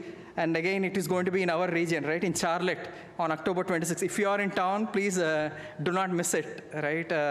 It's going to be a very blissful experience. And we also have this Vahini Satsang. I mean, we are kind of, the past 3 years, I mean, we are reviewing Swami's literature, right? In the study circles, we have study groups and all that. And garland offering, I mean, every week, sisters are preparing, sisters and some even brothers, coming together and knitting garlands and offering to Swami, right? So yeah, maybe next slide, brother. Again, these are some pictures, right, for each of the things that I mentioned. Maybe we can go to the next slide, brother. Yeah, the Gayatri, again, we are doing this in a mass scale, like in temples and everywhere, right? This is the last year's Maharudram. Maybe next slide, brother. Yeah, Seva, right? Again, Seva is something Swami himself has said. I mean, that is what he needs. I mean, love in action, right, is service. So from 2023, every year, I mean, we are offering 108 service activities, right? Again, we are crossing that. I mean, this year we are well beyond that, right? And also, last year we have launched this Nitya Mahanarayan Seva, right? Every day, like for 9 senior citizens, our center members are like giving them meals, right? Again, these are people are not immobile. I mean, they are staying, they cannot even travel from home. So we have partnered with some friendship trays, Nourish Up organization, physically handing over, right, these meals at their place, right? And again, we have also, again, there are multiple tree planting events that we did the past, this year. And then Walk for Values, I'm sure many of you are part, right? Again, we are spreading across Swami's message, right? I mean, again, we have been doing this for the past 3 years, like more than 20,000 people, I mean, they participate in these parades. I mean, they get to see Swami's teachings, I mean, hear Swami's teachings. I mean, we have received great feedback. Maybe, yeah, we can quickly go through the next one, brother. Again, these are some pictures. Maybe in the interest of time, quickly. Again, environmental seva, right? The Walk for Valley, Go Seva, a lot of animal seva activities also. The cows, dogs, parrots, birds. Swami loves animals. So, yeah, again, SSC activities. Again, this is one I cannot really, I cannot do justice, right? Like how many activities, I mean, they have been doing, right? So they are doing across all 3 wings, right? Service, adoration, and illumination. Not only they are doing service, I mean, they are offering like bhajans, the musical offering. I'm sure now, I think you're going to witness one such offering, right? Both at individual level, at a community level, group level, even we are doing it at a mass scale, right? Again, they have also did some lot of art exhibitions, right? Again, these are some activities, right? Again, they've been doing. Again, this for the very first time we are also doing the sports day. I think we do this annual sports day in our college. So something like that we are also doing in Charlotte, right? I think they have done a lot of formations. Again, we do not have everything. And this is another. Again, we are also encouraging our members to make their center itself as their home, right? So every Thursday, I think one of the 9-point code of conducts is like Swami has asked all members, right, to do at least one time a bhajan every week, right? And have your own satsang with your own children, right? A family that prays together stays together, right? So make our home our own Prashanti Nilayam, right? I think that's the whole idea of this. And maybe the next slide, brother. Yeah, Deeparadhana Seva, like, so every day they have been doing Deeparadhana, right? For Shivaratri, we did 21 days Deeparadhana. And this is Sai Hrudaya, is something, it's more like collaborative, a blog, I think that we have, it's also part of Centenary Initiative. But yeah, the idea is to involve all the members to get to share on different aspects of Swami's life, right? It could be humor, it could be Swami's own life, right? It could be, like we're also planning some interesting games and quizzes, right? So that the idea is, like, we have to all collectively come together and unitedly offer, right, ourselves at Swami's Lotus Feet, right? So with that, I will conclude. Thank you all. Sai Ram. Jai Sai.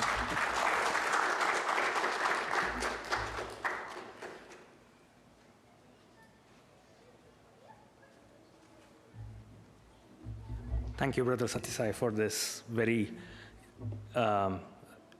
motivational perspective from what activities Charlotte Center is doing.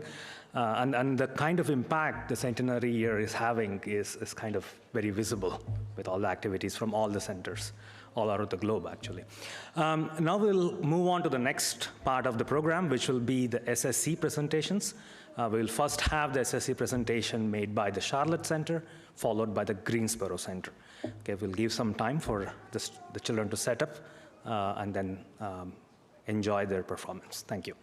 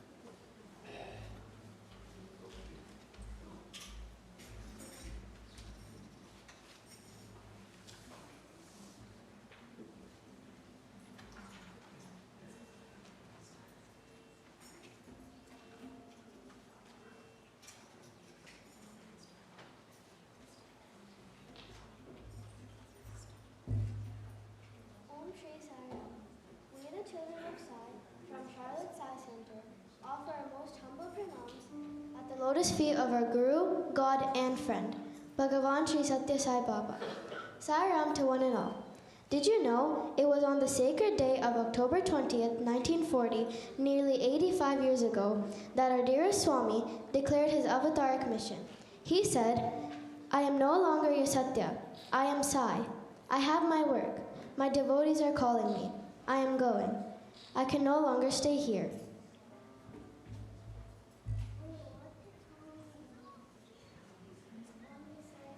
Sai. And what is his work?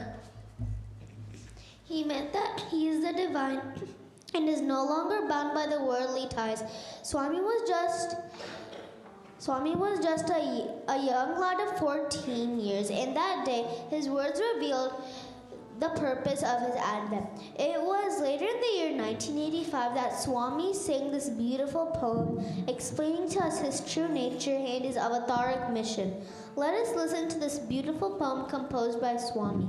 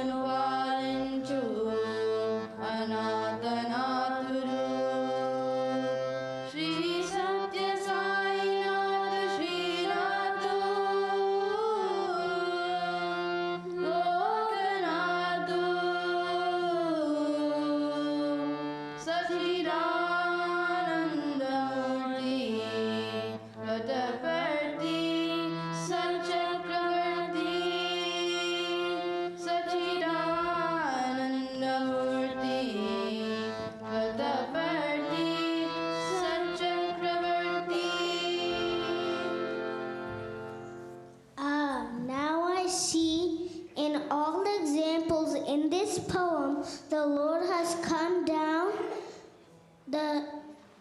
each time in answer to the prayers of his devotees. Just as how Swami came as an answer to all our prayers. Yes, Swami says, if you take one step towards me, I will take 100 steps towards you. That is the love of Swami.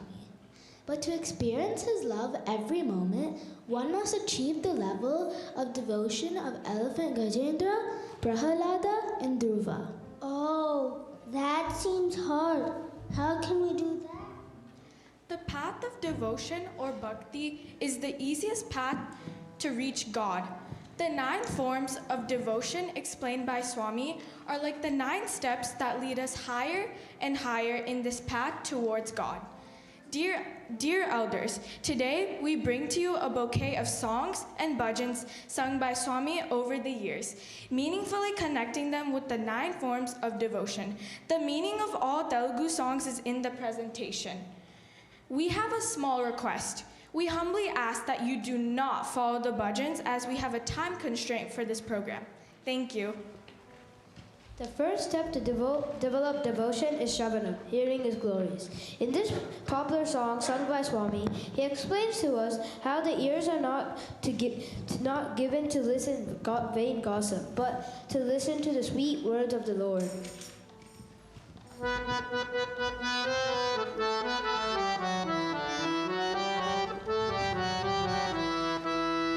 Shiva Shiva Shiva Shiva Yanarara Vijutale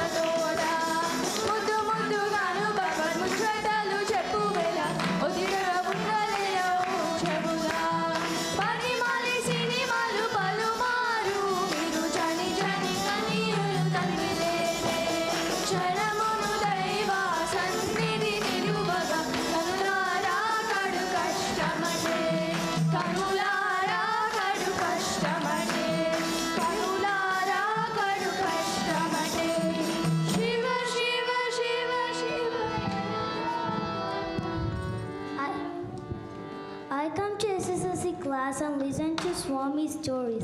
So easy enough to say that I have devotion.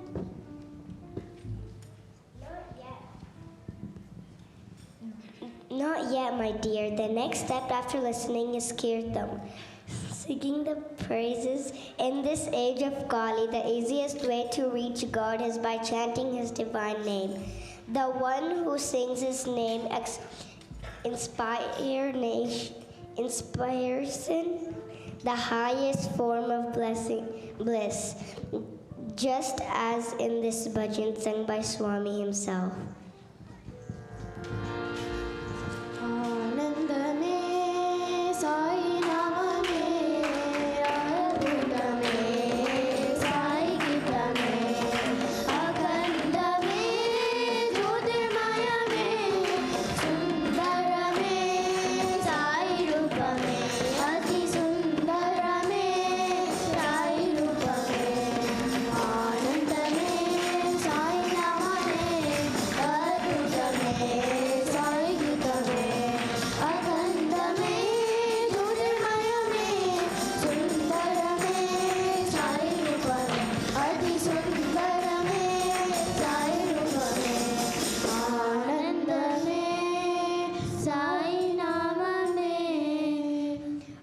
Yes, I love bhajans and I love to sing His name.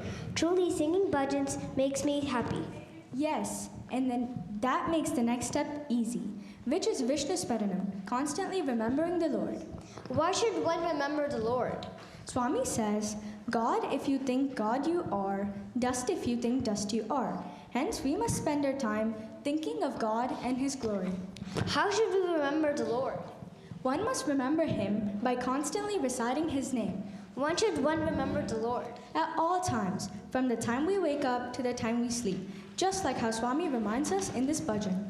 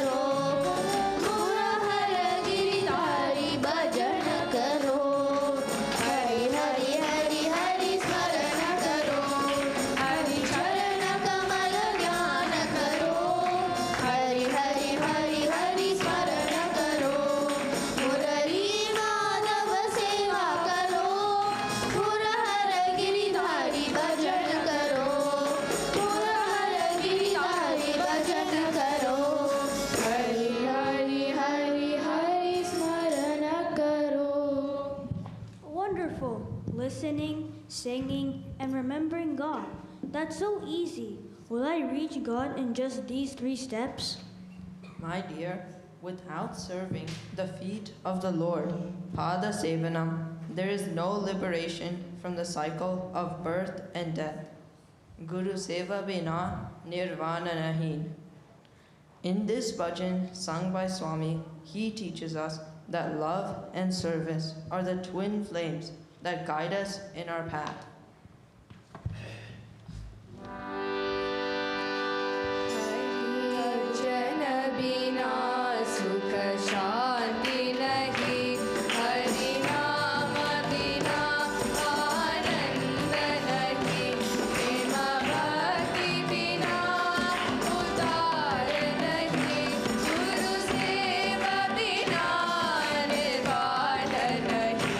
Hari bhajan bina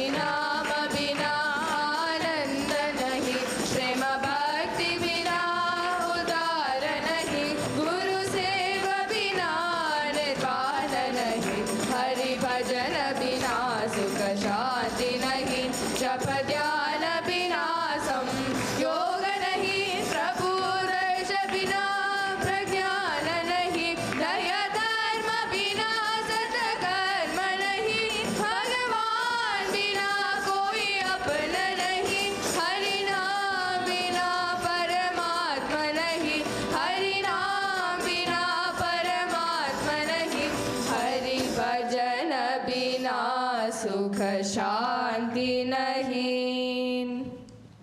Do you know why we say Sai Ram when we meet someone? Oh, I thought everyone's name was Sairam. That's an interesting way to put it. Yes, all are one.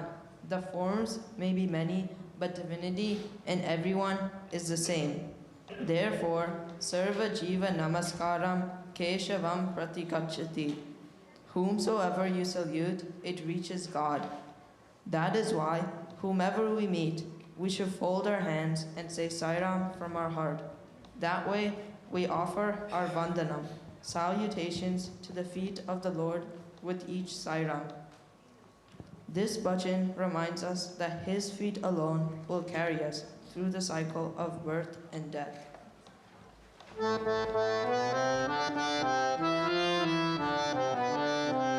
Bhavabhaya harana vandita charana, Bhavabhaya harana vandita charana, Jaya Radha Jaya Madhava Shauri, Jaya Radha Jaya Madhava,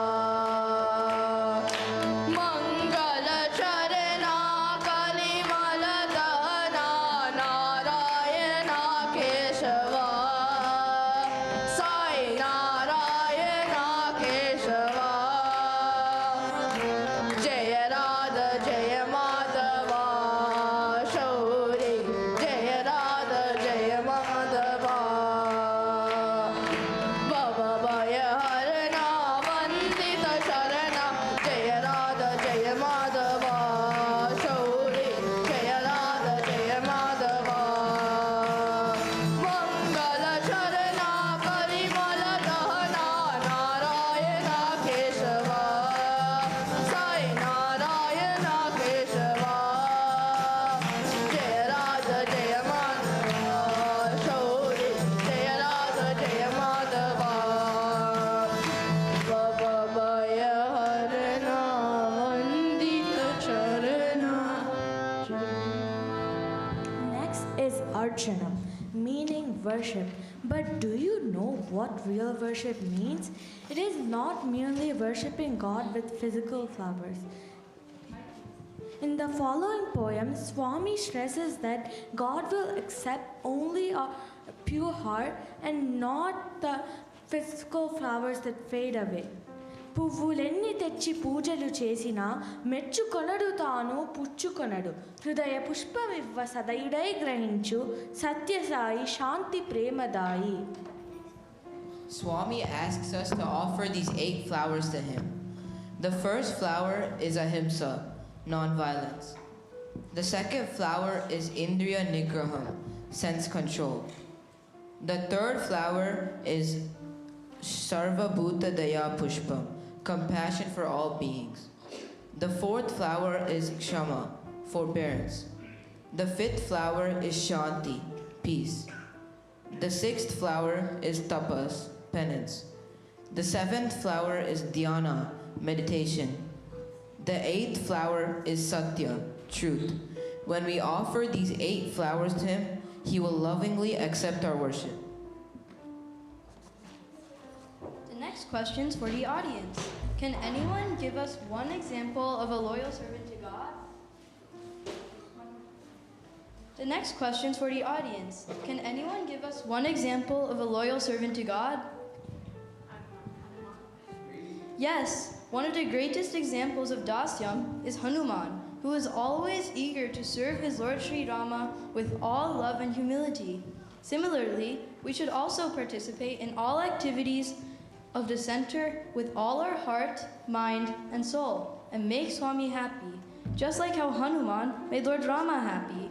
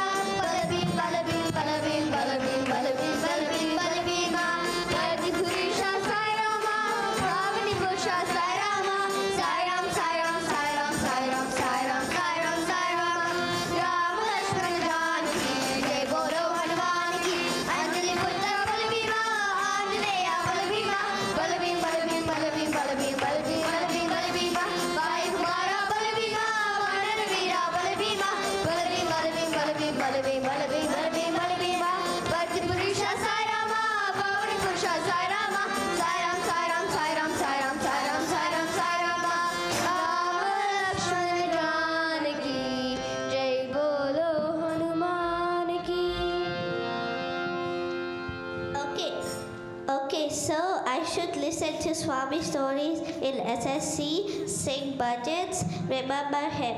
Serve his feet, say Sai Ram, offer the 8 flower of worship, and serve him like a hammer. That makes it 7. That's to become like Prahalada and Dhruva, there's still 2 more.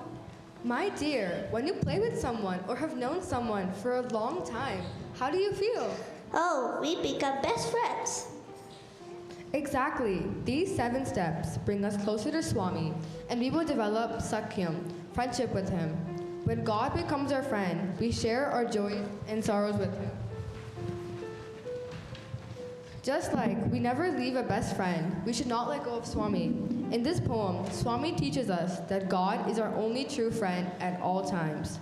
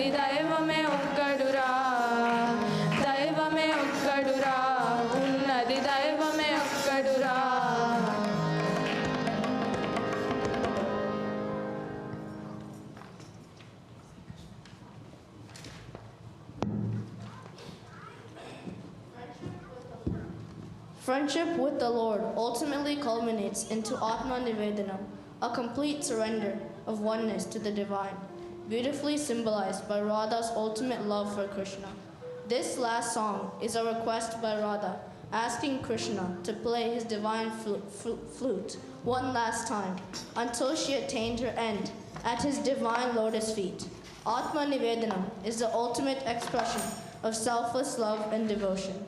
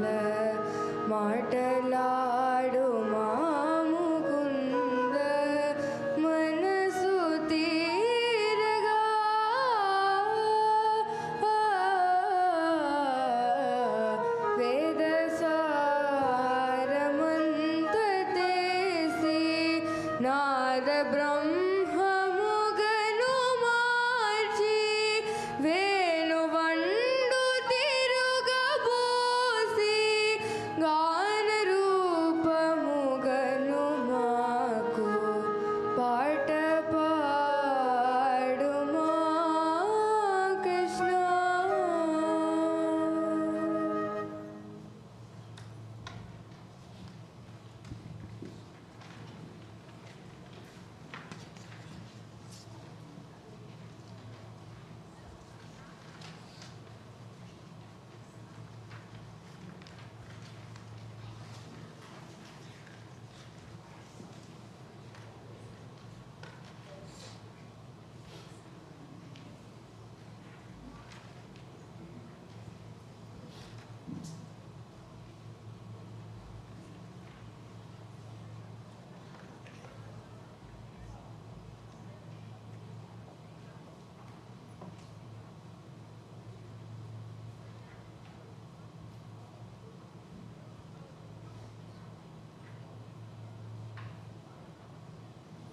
I don't want anything more, Swami. మీ మురళిని ఒక్క తూరి వాయించండి, నేను వింటాను చాలని. I want to listen to your flute. పాట పాడు మా Krishna పరుకుతే You sing the glory and the melody so that our hearts are full. పాట పాడు మా కృష్ణ పలుకుతే నిలుకున్నట్టులే మాటలాడు మా ముకుంద మనసు తీరగా పాట పాడు మా కృష్ణ వేదసారం అంత తీసి నాద బ్రహ్మముగను మార్చి వేణువందు తిరుగబోసి గాన రూపముగను మార్చి పాట పాడు మా కృష్ణ పలుకుతేనే నునుకున్నట్టుల మాటలాడు మానుకుంద మనసు తీరగా పాట పాడు మా Krishna Krishna.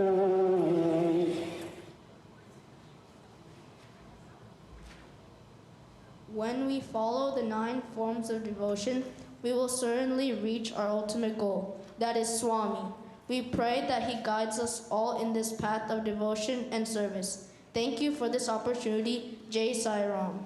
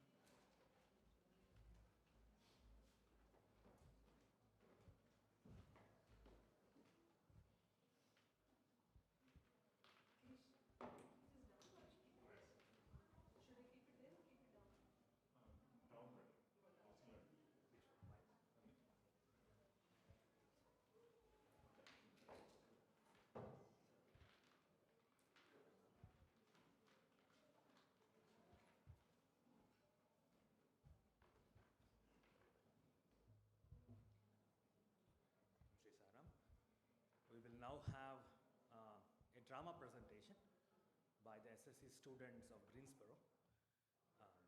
The title of the presentation will be Tvameva Sharanam Mama.